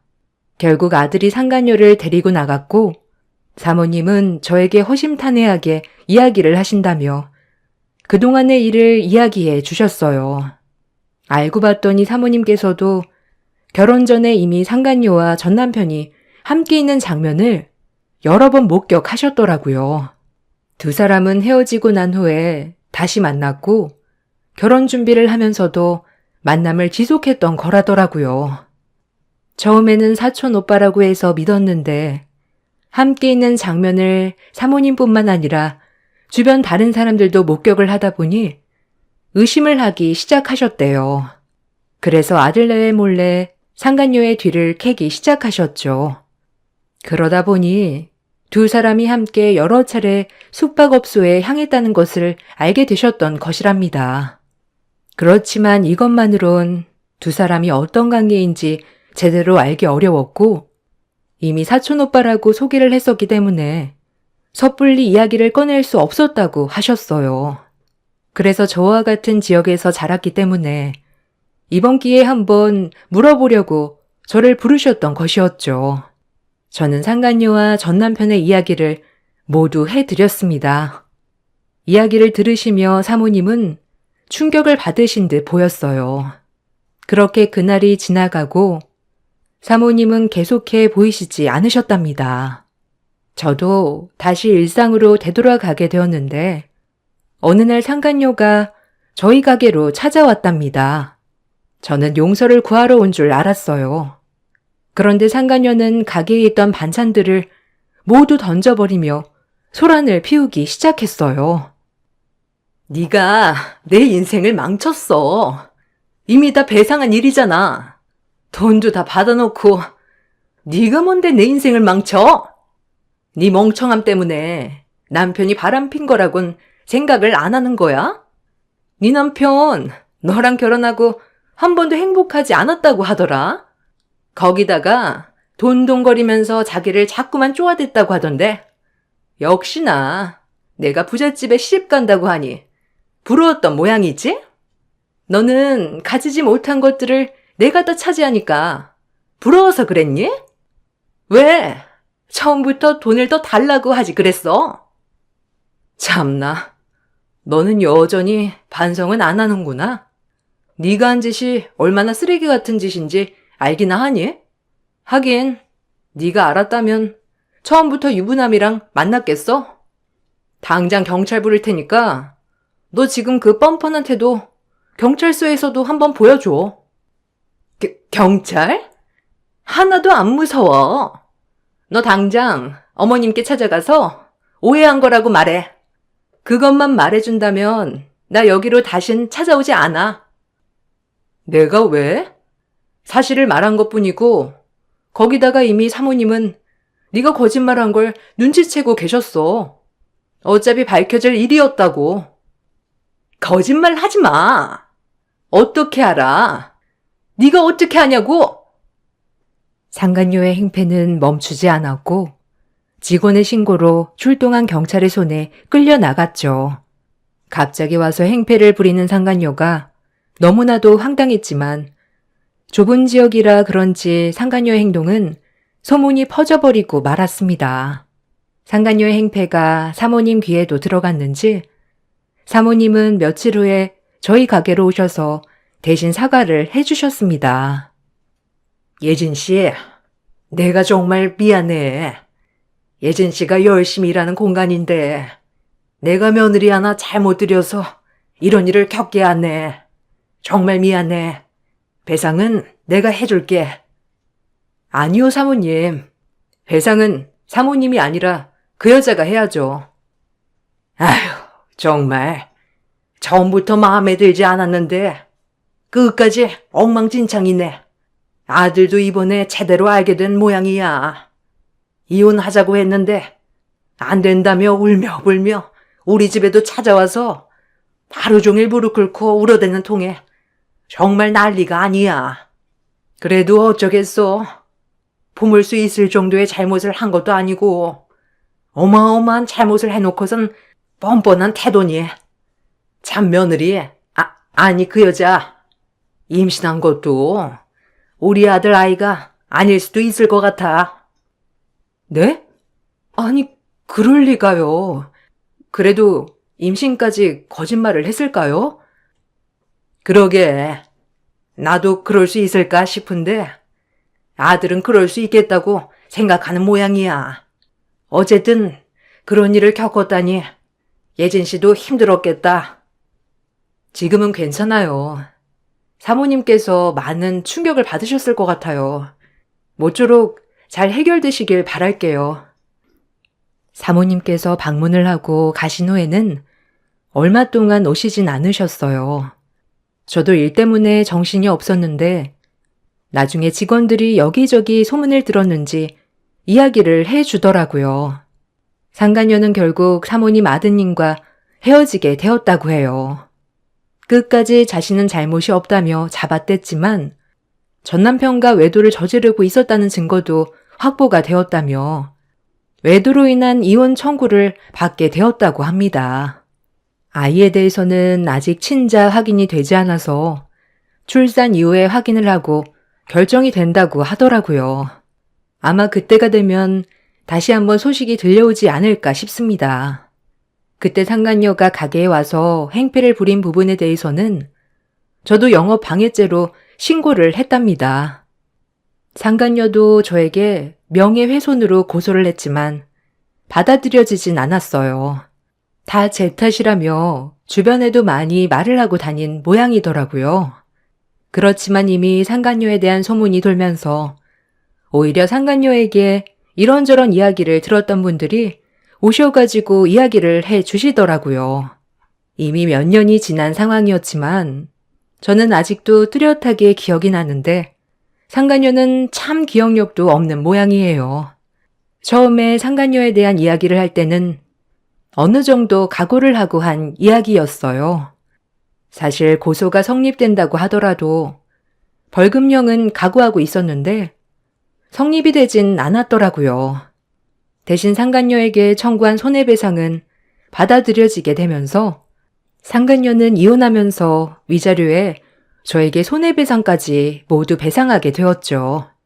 사모님 아드님을 만나게 된 것도 지인을 통해 물어물어 이지호까지 아드님과 결혼을 하기 위해 작업을 한 거라고 해요. 지역이 달라지니 자신의 과오를 아는 사람이 없을 거라 생각을 했던 거죠. 우습게도 상간녀는 저에게 끝까지 뻔뻔한 태도를 보였습니다. 고소 이후에 저를 다시 찾아왔더라고요. 나 이혼했어요. 복수 이제 다 한 거 아니에요? 그러니까 합의해줘요. 어차피 저 빈털털이고 배상해줄 돈도 없어요. 지금 이거 협박인 건 알아요? 이혼을 하건 안 하건 그건 저랑 상관없는 일이고 그때 여기서 난리치고 간 덕분에 그날뿐만 아니라 다음날까지 가게 문을 열지도 못했어요. 거기다가 다음날 행사에 쓸 재료들도 다 뒤집어 엎는 통에 쓸 수가 없었다고요. 뻔뻔하게 남편이랑 외도까지 저질러 놓고서도 당당하더니 남의 영업장 피해주고서도 당당하네요. 피해요? 당신이 나한테 준 피해보다 더 큰 피해를 준 것도 아닌데 그만 합의해 주세요. 합의할 생각 죽어도 없고 끝까지 손해배상 받아낼 겁니다. 그러니 기대하지 말고 돌아가세요. 상간녀의 뻔뻔함이 오히려 다행이었는지 저는 그런 모습에 더 독하게 다짐을 할 수 있었던 것 같아요. 결혼하고 직장도 그만두고 있었는데 손해배상 때문에 듣기로는 상간녀가 공장에 들어갔다고 하더라고요. 전 남편도 이번에 상간남 청구가 들어갔고 배상을 하게 되었다고 해요. 그 후로는 정신을 차렸는지 더 이상 상간녀와는 만나지 않고 있다고 하네요. 처음 남편의 외도 사실을 알았을 때만 하더라도 복수의 칼날을 수십 번도 더 갈았던 것 같아요. 언젠가는 저 사람들에게 복수할 수 있는 날이 올 거라 생각을 했었는데 이렇게나 크게 한번 올 거라 생각은 하지 못했었네요. 지금은 원래 살았던 지역으로 다시 돌아와 작게 반찬 가게를 하고 있답니다. 여러분들도 억울한 일이 있으시더라도 언젠가는 그 못된 사람들이 벌받게 되니 힘내시길 바랄게요. 저의 긴 이야기를 들어주셔서 감사합니다. 안녕하세요. 매번 사연만 시청하다 용기 내어 드디어 사연을 보내게 되는 평범한 50대 여자입니다. 여러분은 시댁에서 사사건건 비교당한 적 있으신가요? 저는 결혼을 하는 순간부터 그 일이 있기 전까지 시댁에서 비교를 하도 당해서 비교에 이골이 난 사람입니다. 지금부터 제 사연을 들려드릴게요. 저는 평범한 집안에서 태어나 정말 지극히도 평범하게 자랐죠. 평범한 게 제일 어렵다고들 하지만 학창시절부터 성적도 중간, 교육관계도 평범했네요. 특별할 것도 없는 저는 친구 결혼식을 참석했다가 피로연에서 우연히 지금의 남편을 알게 되어 연애를 하게 되었습니다. 저와 달리 외모도 평균 이상이고 학벌도 좋고 직업도 좋은 남자친구였죠. 지금의 남편과 연애하면서 새로운 경험을 많이 해봤네요. 한 번도 가보지 않은 스키장이며 레스토랑, 그리고 기념일마다 챙겨주는 선물에 공주가 된 기분이었죠. 모든 친구들이 부러워할 만한 연애였네요. 그렇게 예정된 수순으로 연애를 하고 결혼을 준비하게 되었습니다. 처음 결혼을 준비할 때까지만 해도 남부러울 것 없는 저였어요. 어느 날은 시어머니께서 밥을 해주신다고 집으로 초대해 주신 날이 있었습니다. 집에 가서 저녁을 먹으려고 하는데 현관문 앞에서 예비 형님 네를 만났어요. 말로만 듣다 처음으로 실물을 영접한 날이었죠. 형님 내외는 지적인 느낌이었어요. 어머, 안녕하세요. 아, 도련님 결혼하실 분이시구나? 너무 궁금했는데 이제야 뵙네요. 전 김수연이라고 해요. 반가워요.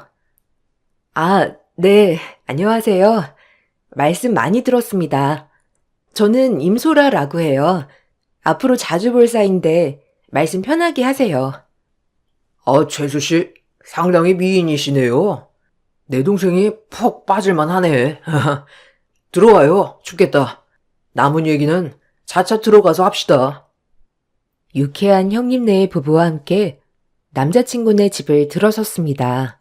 고상하신 시부모님과 지적이신 형님네까지 뭐 하나 빠지는 거 없는 예비 시댁이었어요. 하하호호 분위기는 좋았습니다. 남자친구가 밝게 자란 것은 시댁 덕분이구나 생각을 했을 정도로요. 아, 하는 일이 뭐라고 했죠?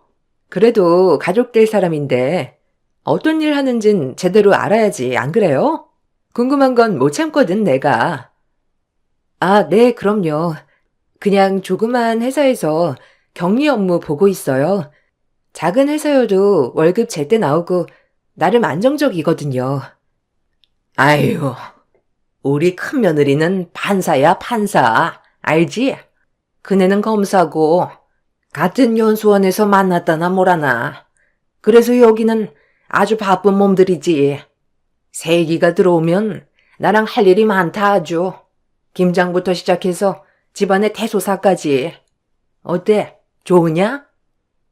형님은 판사였고 아주버님은 검사셨어요. 풍기는 이미지가 지적이었던 것도 직업적인 부분에서 풍겨져 오는 카리스마 덕분이었죠. 하지만 전혀 위축되진 않았습니다.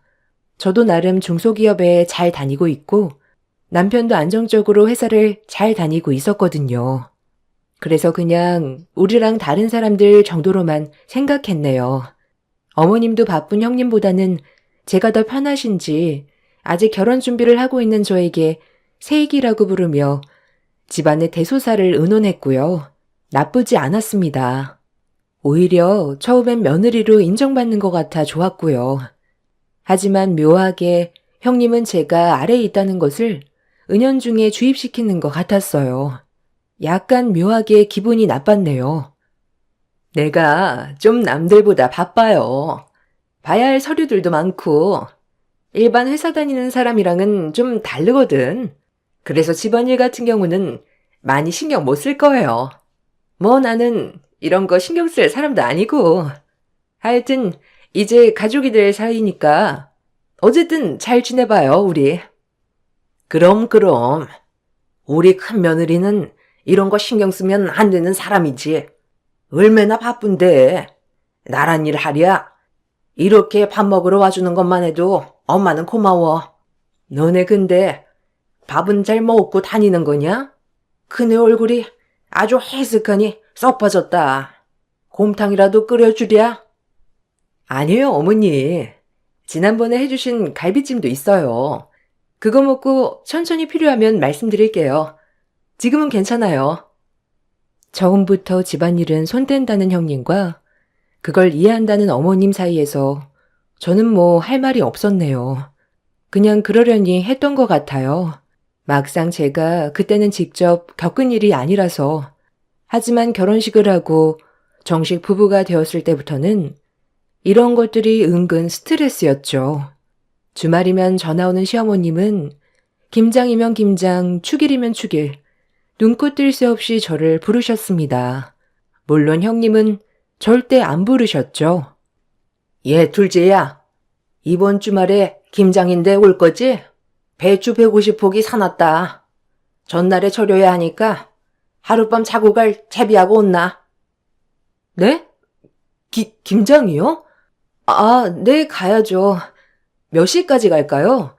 제가 한 일이 4시 정도에 끝날 것 같은데 일 마치고 바로 갈게요.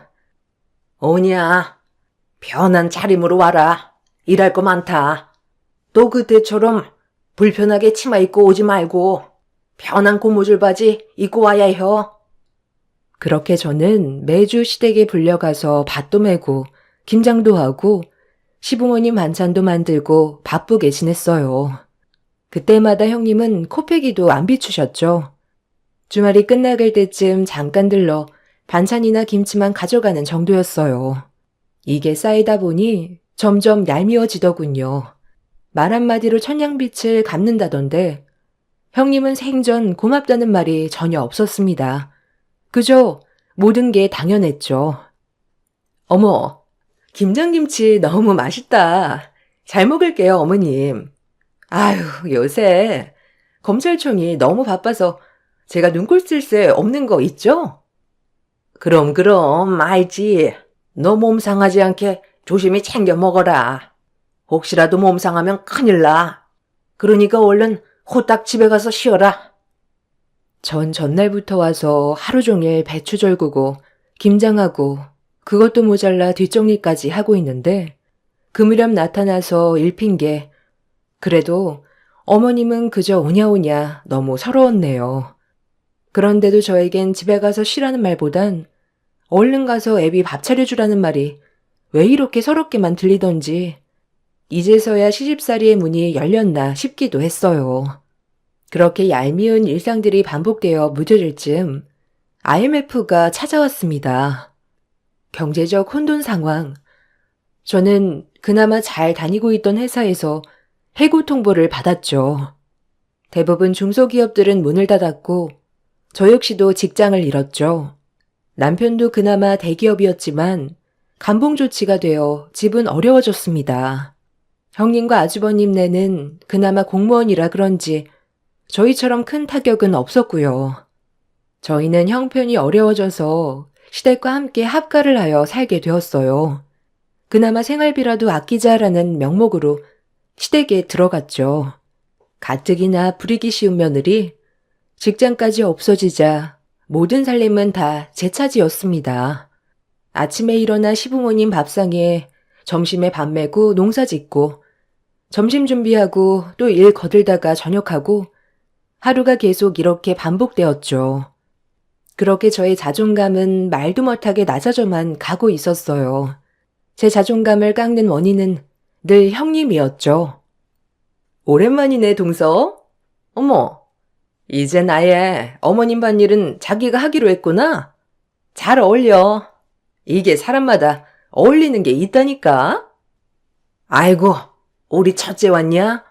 힘들 텐데 뭐하러 왔냐? 우리 판사님이. 얼른 방으로 들어가자. 서 있지 말고. 얘 둘째야, 차 좀 내오거라. 어쩌다 한 번씩 형님네가 방문회에 가는 날이면 전 저희들의 늘 배가 되어 일을 하게 되었죠. 형님네 반찬도 싸줘야 하고 밥도 차려줘야 하고 엉덩이 붙일 틈 없이 바쁜 나날이었습니다. 그렇게 하루하루 흐를 무렵 어느 날 저조차도 참을 수 없는 울분이 터져 나왔죠. 어머니, 너무하세요, 진짜. 저는 이렇게 죽어라 일을 해도 되고 형님은 매번 다 해놓은 음식 홀랑 가져가고 어머님 사랑 듬뿍 받고 고생은 제가 다 하고 이렇게 차별하실 수 있는 거예요? 제가 아무리 직장이 없어졌기로써니 저도 사람인데. 아니 왜 우냐, 아가? 그럼 이 많은 일을 이 늙은 애미가 하냐? 그네는 하루 종일 서류 붙잡고 씨름하는데 어찌 이것까지 불러서 시킨다냐? 말이 안 되지. 그리고 높은 일 하는 사람 집안일까지 시킬 수 있냐? 너나 나나 같은 처지지 뭘 우냐? 뚝 그쳐라. 저도 나름 회사에서 서류 만지고 이랬어요, 어머니. 하지만 그때도 저 부르셨잖아요. 대놓고 차별이셨잖아요. 안 그래요? 뚝 끝이라니까. 그래서 지금 내가 잘못됐다는 거냐? 아주 보자 하니까 눈을 동그랗게 뜨고 대드네. 그럼 너도 하지 마. 어머님은 불같이 화를 내셨죠. 달래달라고 징징거리는 소리에 그럼 하지 말라며 소리를 빽 지르셨습니다. 더 이상 기대할 수도 없었죠. 연애 때 그렇게 금이야 오기야 잘해주던 신랑도 자기 집안일에 있어서는 제 편은 아니었어요. 정말 외로운 나날이었죠. 시간이 흐르고 이대로 집에만 있으면 평생 부엌대기만 하겠다라는 생각으로 뭐라도 다시 해야겠다 생각을 먹으며 전 직장 동료를 만나 이러쿵저러쿵 상의를 하던 중 갑자기 번뜩이는 아이디어가 샘솟았습니다. 청소 사업이었죠. 망해가는 회사들이 건물에서 짐을 빼면 그 건물 청소를 해주는 일을 해보는 게 어떨까 생각이 번뜩 들었어요. 그래서 저와 제 직장 동료는 사업을 구체화하기 위해 발벗고 나섰습니다. 그리고 아이디어를 토대로 시장 조사를 하게 되었죠. 그때만 해도 청소업체가 큰 규모로 되어 있는 부분은 많이 없어서 잘만 하면 큰돈 만질 수 있겠다라고 생각했네요. 저희는 곧바로 실행에 옮기기로 했습니다. 하지만 역시나 제 발목은 시댁에서 잡았어요. 남편마저 말도 안 되는 일이라며 다그쳤죠. 하지만 전 해야만 했습니다. 저 한 번만 믿어주세요, 진짜. 자신 있어요. 지금 폐업하고 끝나는 가게들마다 청소를 할 거예요. 그리고 그뿐만 아니라 다시 그 가게에 새를 얻어 들어간 사람들도 청소를 하겠죠. 청소 사업을 한번 해보고 싶어요. 여보, 어머님, 아버님, 저 좀 믿어줘요. 지금 청소부를 하겠다는 거야? 아, 절대 안 돼. 그냥 엄마한테 살림이나 더 배우고 집안일 하면서 조신하게 집에 있어. 그래. 네가 무슨 사업을 한다고 그러냐? 아니, 청소하는 게 사업이냐? 참나원. 아주 밥 잘 먹고 허튼 소리 한다. 큰애 불러라. 큰애한테 물어보게. 아니, 아주 말도 안 되는 소리를 하고 있어. 젊은 나이에 청소하는 게 어디 쉬운 줄 아냐? 안 된다. 접거라. 어머님은 이 사업조차도 형님께 물어봐야 한다며 형님을 호출하셨죠. 정말 화가 났습니다. 제가 이 집의 소유물도 아니고 돈을 보태달란 것도 아니고 그냥 응원만 해달라는 거였는데 절대적으로 못하게만 하셨죠. 형님도 마찬가지였고요. 아니, 더했죠. 아니, 동서, 말이 돼? 지금 청소부를 하겠다는 거야? 동서 체력 하나는 좋은 거 알겠어. 근데 어떻게 결국 청소한다는 소리를 그렇게 거창하게 해? 지금 이거저거 다 망해가는 판국에 그게 되겠어? 본인들이 직접 하지 돈을 주고 청소를 하겠니? 아니요. 시장 조사도 다 끝냈어요. 은근 건물 청소나 이사 청소는 까다로워서 대부분 본인들이 하는 것보다 돈 주고 많이들 하더라고요. 저 자신 있어요. 형님도 성구안이 있으시니 잘 아실 거 아니에요. 안 그래요? 지금 당장 수익이 많이 나지 않더라도 점점 수익 창출은 극대화될 거예요. 어머님, 아버님, 형님, 여보, 정말 저 좀 믿어주세요. 아니, 그냥 응원만 해줘요. 정말 잘할 자신 있어요. 그렇게 집안의 모든 식구들이 반대했지만 저는 친정에서 조금 융통한 돈과 처녀 시절 모아놓은 비자금으로 결국 회사 동료와 청소회사를 차렸습니다. 결과는 대박이었죠. 너무나도 저희 회사를 찾아주셨습니다. 폐업한 회사며 이사가는 입주 청소며 몸은 힘들었지만 보상이 눈에 보이는 결과였기 때문에 힘을 낼 수 있었어요. 남편도 처음엔 반대했지만 점점 제 수익을 보더니 더 이상 아무 말도 안 했고요. 저는 제 사업을 하면서 드디어 짧지만 길었던 시댁 생활을 청산할 수 있었습니다.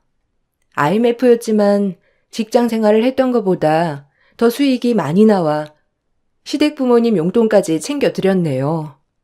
그렇게 낮아진 제 자존감은 제가 일을 하면서 다시 올라가기 시작하였습니다.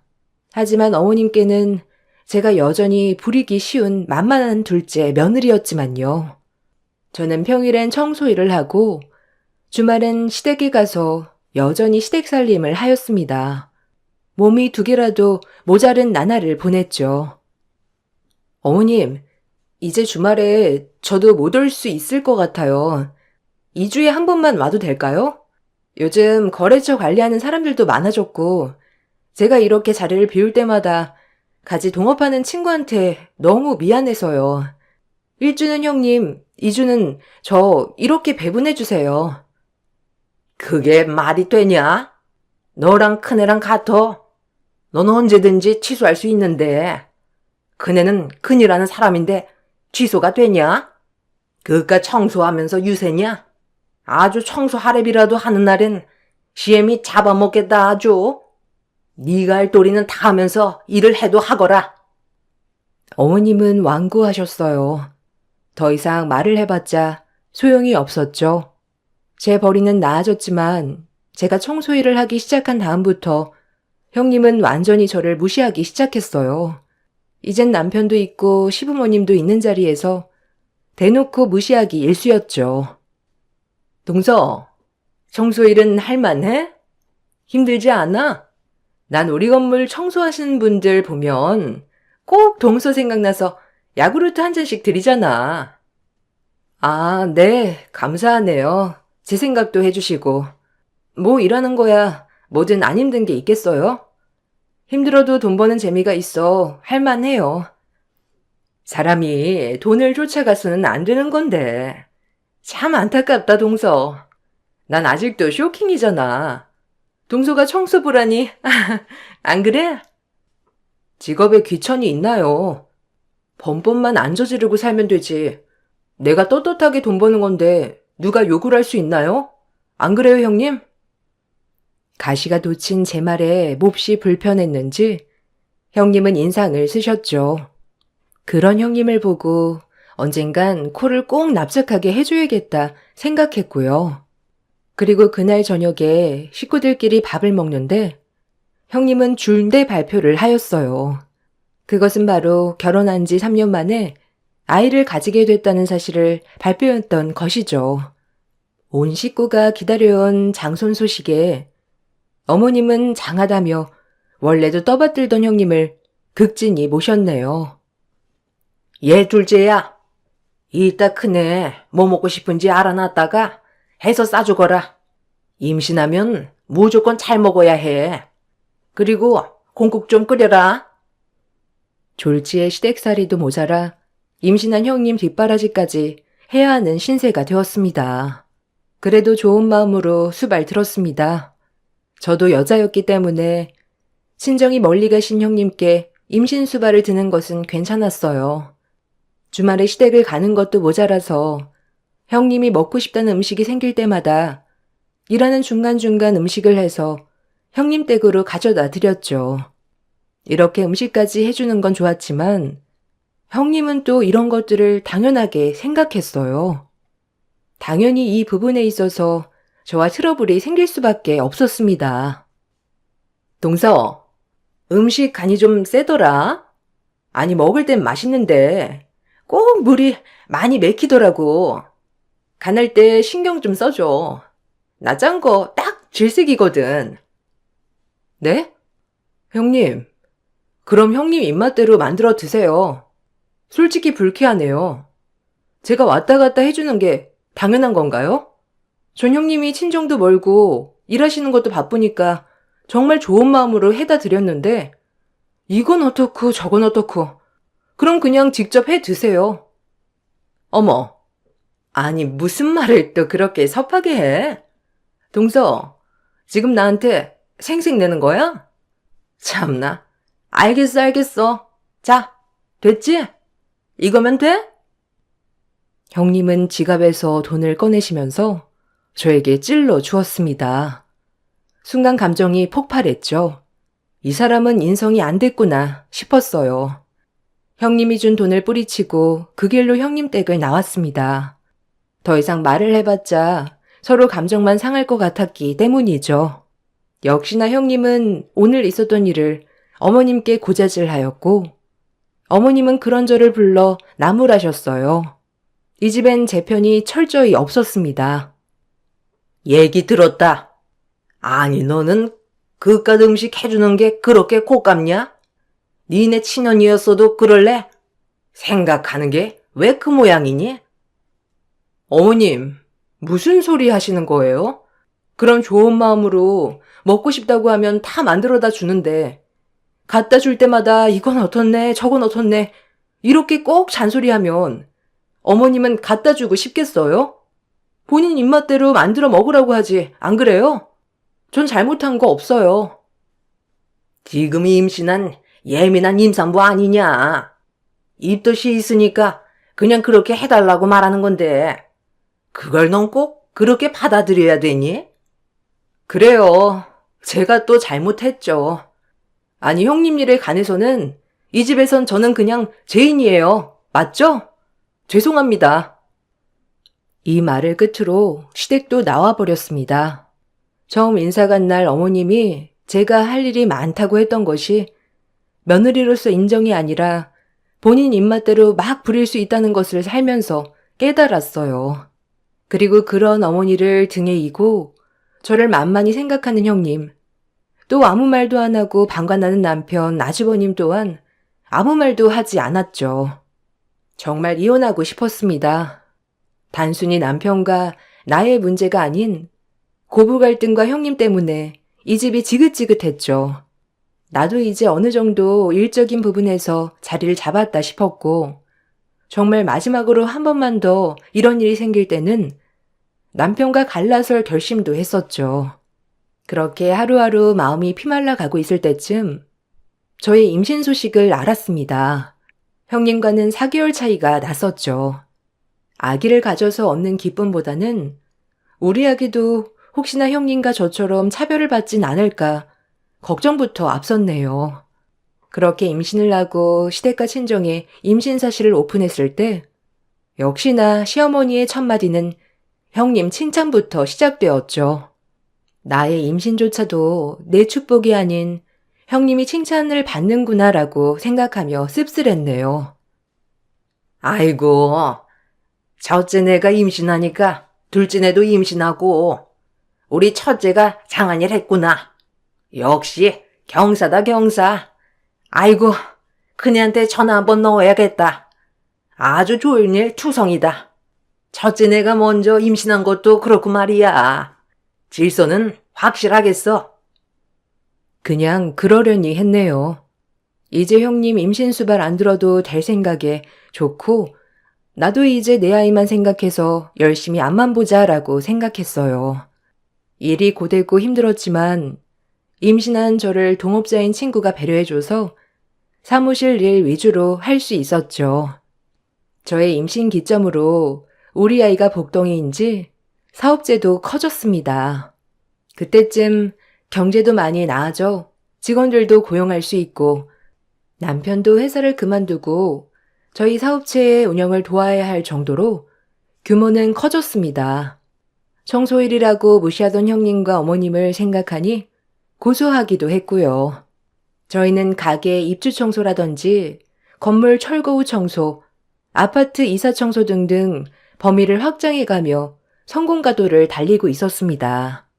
하지만 형님은 제가 임신을 했어도 계속해서 음식을 해달라고 하기 바빴어요. 시어머니 성하에 임신한 몸을 이끌고 일주일에 한두 번 형님이 땡기는 음식으로 늘 해다 드렸죠. 어느 날 단호박죽이 먹고 싶다는 형님 말에 어머님이 전화가 왔고 그 길로 단호박죽을 해서 형님네로 가게 되었죠. 현관문이 살짝 열려있고 형님의 고성이 쩌렁쩌렁 울렸습니다. 집에 들어섰을 때 전 충격적인 장면을 보고야 말았죠. 형님이 누군가와 통화를 하며 소리를 질렀어요. 장난해? 아니 지금 네 애라고 협박하는 거야? 그래, 한번 협박해봐. 내가 눈 하나 깜빡할 것 같아? 이 말을 믿어줄 것 같아? 뭐? 돈? 얼마나 더 너한테 돈을 해줘야 하니? 이제 나도 돈 없어. 어디 한번 다 밝혀봐. 너도 내가 협박죄로 콩밥 먹게 해줄 테니까. 순간 제가 무슨 소리를 들은 건지 의아했습니다. 남의 애라뇨. 형님의 뱃속에 있는 아이가 우리 아주버님 애가 아니라 남의 아이인데다 그걸로 협박을 받고 있는 꼴이라니. 너무 충격적이었죠. 아주버님은 어쩌나, 어머님은 어쩌나, 온갖 갖가지 생각이 다 들었습니다. 형님은 한참을 그렇게 소리를 지르고 거실로 나와 제가 호박죽을 들고 서 있는 것을 보고 깜짝 놀라더군요.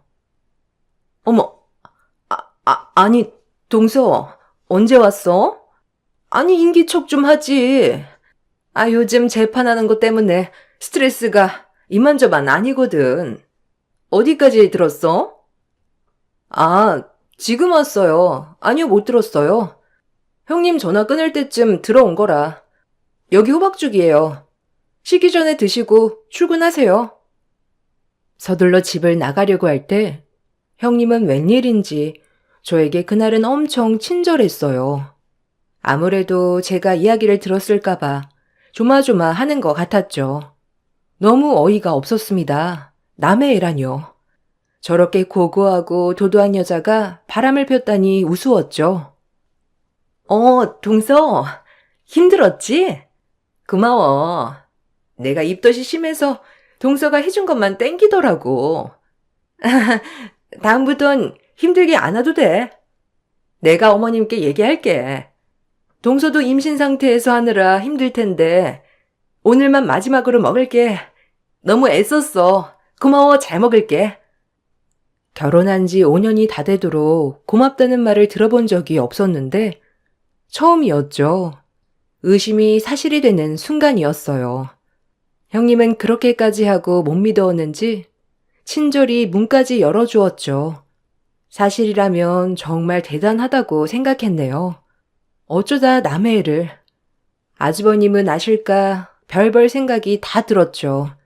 이걸 비밀로 해야 하나 아니면 터뜨려야 하나 고민도 많았지만 일단 아기가 뱃속에 있기 때문에 혹여나 잘못될 가능성도 있으니 저 혼자 덮었습니다. 시간이 지나자 형님도 제가 못 들었는 줄 아시는지 천성이 다시 돌아왔죠. 저를 하대한다거나 어머님과 같이 부려먹는다거나 똑같았어요. 너무 익숙했죠. 형님은 시간이 지나 출산을 하였고 아이는 남자아이였어요. 어머님은 기뻐하셨죠. 모든 사실을 알고 있는 저로서는 어머님이 안쓰러웠어요. 아이고, 우리 집 장손이다. 우리 큰애가 큰일 했다. 고맙다, 큰애야. 똑똑거비 같은 아들 낳아줘서 고맙대. 에이, 당연히 해야 할 일을 했는데요, 뭐. 어머니 좋아하시니 제가 더 기쁘네요. 아마 저랑 애비 닮으면 머리도 좋겠죠? 아유, 말이라고 하나. 너랑 애비 닮으면 아주 우리 장손 머리도 보통이 아니겠지. 이제 죽어도 여한이 없구나. 애미야, 고생 많았다. 어머님은 그 자리에서 오열하시며 기뻐하셨고 형님은 당연하다는 듯 웃으며 말했어요. 이 부분에 있어서는 소름이 돋았어요. 저렇게 어머님 뒤통수를 칠 수가 있지? 라고 생각했네요. 그래도 차마 제 입으로 꺼낼 용기가 나진 않았어요. 어머님은 형님에게 아이를 낳아줘서 고맙다며 500만 원이라는 거금을 떡하니 주셨습니다. 형님은 뻔뻔하게 그 돈을 받으셨죠. 그리고 시간이 흘러 저도 출산을 하였어요. 저도 아들을 낳았지만 온통 첫째 사랑 가득한 어머님은 출산날 잠깐 오셔서 얼굴만 비추고 가셨어요. 돈을 못 받아서가 아니라 차별받는 느낌을 아이까지 들게 만들어서 속상했네요. 저는 제 할 일을 묵묵히 해나갔습니다. 사업은 확장한 상태로 집중하고 아이에겐 좋은 엄마, 남편에겐 좋은 와이프, 그렇게 열심히 살았어요. 하지만 시댁만 가면 어머님은 저와 형님을 차별한 것도 모자라 아이들까지 차별하기 시작했어요. 아이한테까지 그러니 온몸이 떨렸지만 진실은 언젠간 밝혀진다는 생각을 되뇌이면서 참았네요. 형님의 가면을 언젠간 벗겨버리라 생각하면서요. 아이고, 우리 장손. 웃는 거 봐라. 너무 이쁘다. 누구 닮아 이리 이쁘노? 역시 우리 장손이다. 내 새끼, 할매 집은 다 네 거다. 에휴, 어머님은 아직 말도 잘 못 알아듣는 애기한테 동서애기도 이뻐해 주세요. 제가 다 민망하네요, 어머님. 아유, 우리 장손이 무조건 첫 번째지. 첫째가 길을 터놔야 나머지 애들도 잘 따라간다. 우리 자식들처럼 애기들도 확실히 해야지. 예전 같았으면 마음의 상처를 많이 입었겠지만 개의치 않았어요. 저에겐 엄청난 폭탄이 있으니까요. 나만 건들지 마라. 제발 내 입에서 이런 얘기가 안 나오게 해달라. 하루하루 빌었네요. 그리고 첫째 조카의 돌잔치 날이 되었습니다. 가족들은 신이 나서 아침부터 싱글벙글 모여 첫아이가 뭘 잡은지만 두근두근 설레어 했죠. 저는 그날도 음식하기 바빴습니다. 고대하던 돌잡이 첫째 조카는 할머니와 엄마의 바람대로 판사봉을 집었죠. 집안은 완전 박장대소. 어른들은 신이 나시고 형님과 아주버님도 신나셨죠. 하지만 기쁨도 잠시 형님이 모든 사람들 앞에서 한 말은 저를 분노에 치솟게 했습니다. 결국 제 입에서 폭탄이 터져버렸죠. 나 닮아서 우리 애기는 판사봉 집었는데 도윤이는 자기 닮았으면 걸레 잡을 수도 있겠네. 이게 대물림이라니까. 형님, 지금 말 다 했어요? 제가 지금까지 참았는데 안 되겠네요, 더 이상은. 시윤이는 어쩜 형님만 빼다 박았을까요? 보면 볼수록 아빠 얼굴은 하나도 없단 말이지. 아무리 아들이 엄마 닮는다지만 너무하잖아요. 아주버님도 아세요, 혹시? 아님 모르시나? 뭐? 아니, 동서, 지금 무슨 말이야? 어? 지금 그 말에 책임질 수 있어? 아, 참나. 못하는 소리가 없어. 아우, 기분 나빠. 네, 이 말에 책임질 수 있어요.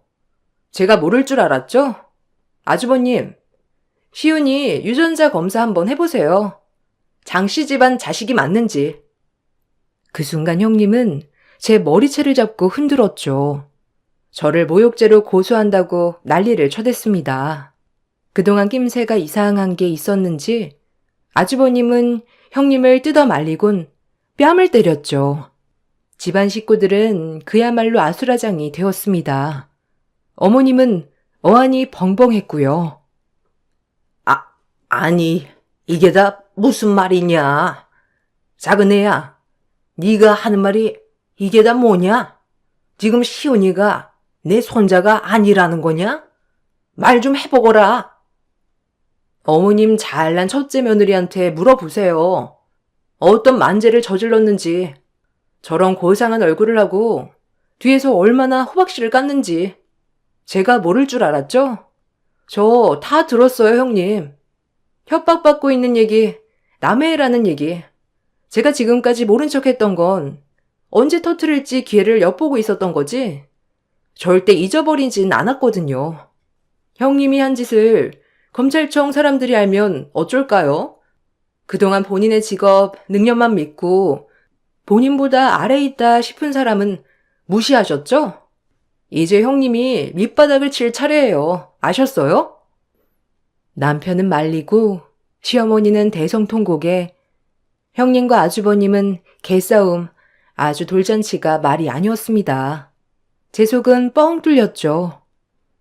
어머님 그렇게 장손하시는데 그 장손이 누구 애인지도 모르고 어머님은 놀다가 그동안이 분했는지 형님의 머리채를 잡으셨어요. 내가 널 어떻게 대했는데? 네가 나한테 이럴 수 있냐? 어? 말 좀 해봐. 저게 다 사실이야? 이 나쁜 것. 어찌 이렇게 뒤통수를 쳐? 넌 내가 가만 안 있는다. 유전자 검사 당장 하고 네 그 판사짓도 내가 못하게 할 줄 알아. 알겠어? 나쁜 것, 못된 것. 어머님은 처음으로 형님에게 저렇게 모진 말을 내뱉으셨어요. 저희는 그렇게 아이를 데리고 집으로 와버렸네요. 추후에 형님은 전화로 절 가만 안 두겠다, 명예훼손죄로 콩밥을 먹일 거다 등등 협박을 일삼았지만 결국엔 아주버님께 이혼을 당하고 일도 지방으로 발령났다고 했어요. 전 속은 시원했지만 항상 시어머님께 받은 차별, 서러움, 아주버님께는 진작 말 못한 죄송함 등등 시댁의 발길을 끊었습니다. 나이가 먹은 지금까지도 남편과 아이만 왔다 갔다 하고 지내요. 시어머님은 저에게 그동안 미안했다라고 말은 하셨지만 그동안에 서운했던 마음들이 풀리지는 않았고요. 시간이 지나서 아주버님은 재혼을 하셨어요. 재혼할 때만 결혼식에 잠깐 시어머님을 뵈었네요. 어머님은 저의 손을 붙잡고 다 미안하다고 잊어달라고 하셨는데 아직까지 제 마음이 옹졸한지 풀리지가 않아요. 저의 발언으로 집이 쑥대밭이 되었지만 어차피 모든 사람이 알아야 했다고 생각하고 지내고 있어요. 아직까지도 마음에 걸리는 거는 아주버님에게는 죄송한 마음뿐입니다. 진작 언지를 줄 걸, 그래서 시어머님네를 더 못 가겠는 것도 있네요. 아주버님은 괜찮다고 하시지만 그 아픔이야말로 제가 감히 상상할 수 없을 테니까요. 그 점이 제일 죄송스럽네요. 하지만 남편도 정말 잘했다고 하고 시간이 지나 생각해보니 진작 말할 걸이라는 생각도 했지만 항상 평범했던 저에게 이러한 일이 생긴 것도 제 인생의 가장 크나큰 에피소드입니다. 늘 보기만 했던 사연들이었는데 쓰다 보니 제 사연 또한 만만치 않다고 느끼네요. 저는 아직까지도 사업체를 운영하며 이제는 어느덧 법인까지 키워나갔어요. 때를 잘 타서인지 계속 잘 풀린 덕분이죠. 지금의 행복, 감사함을 잊지 않고 살아가려고 합니다. 여러분, 읽어주셔서 정말 감사합니다.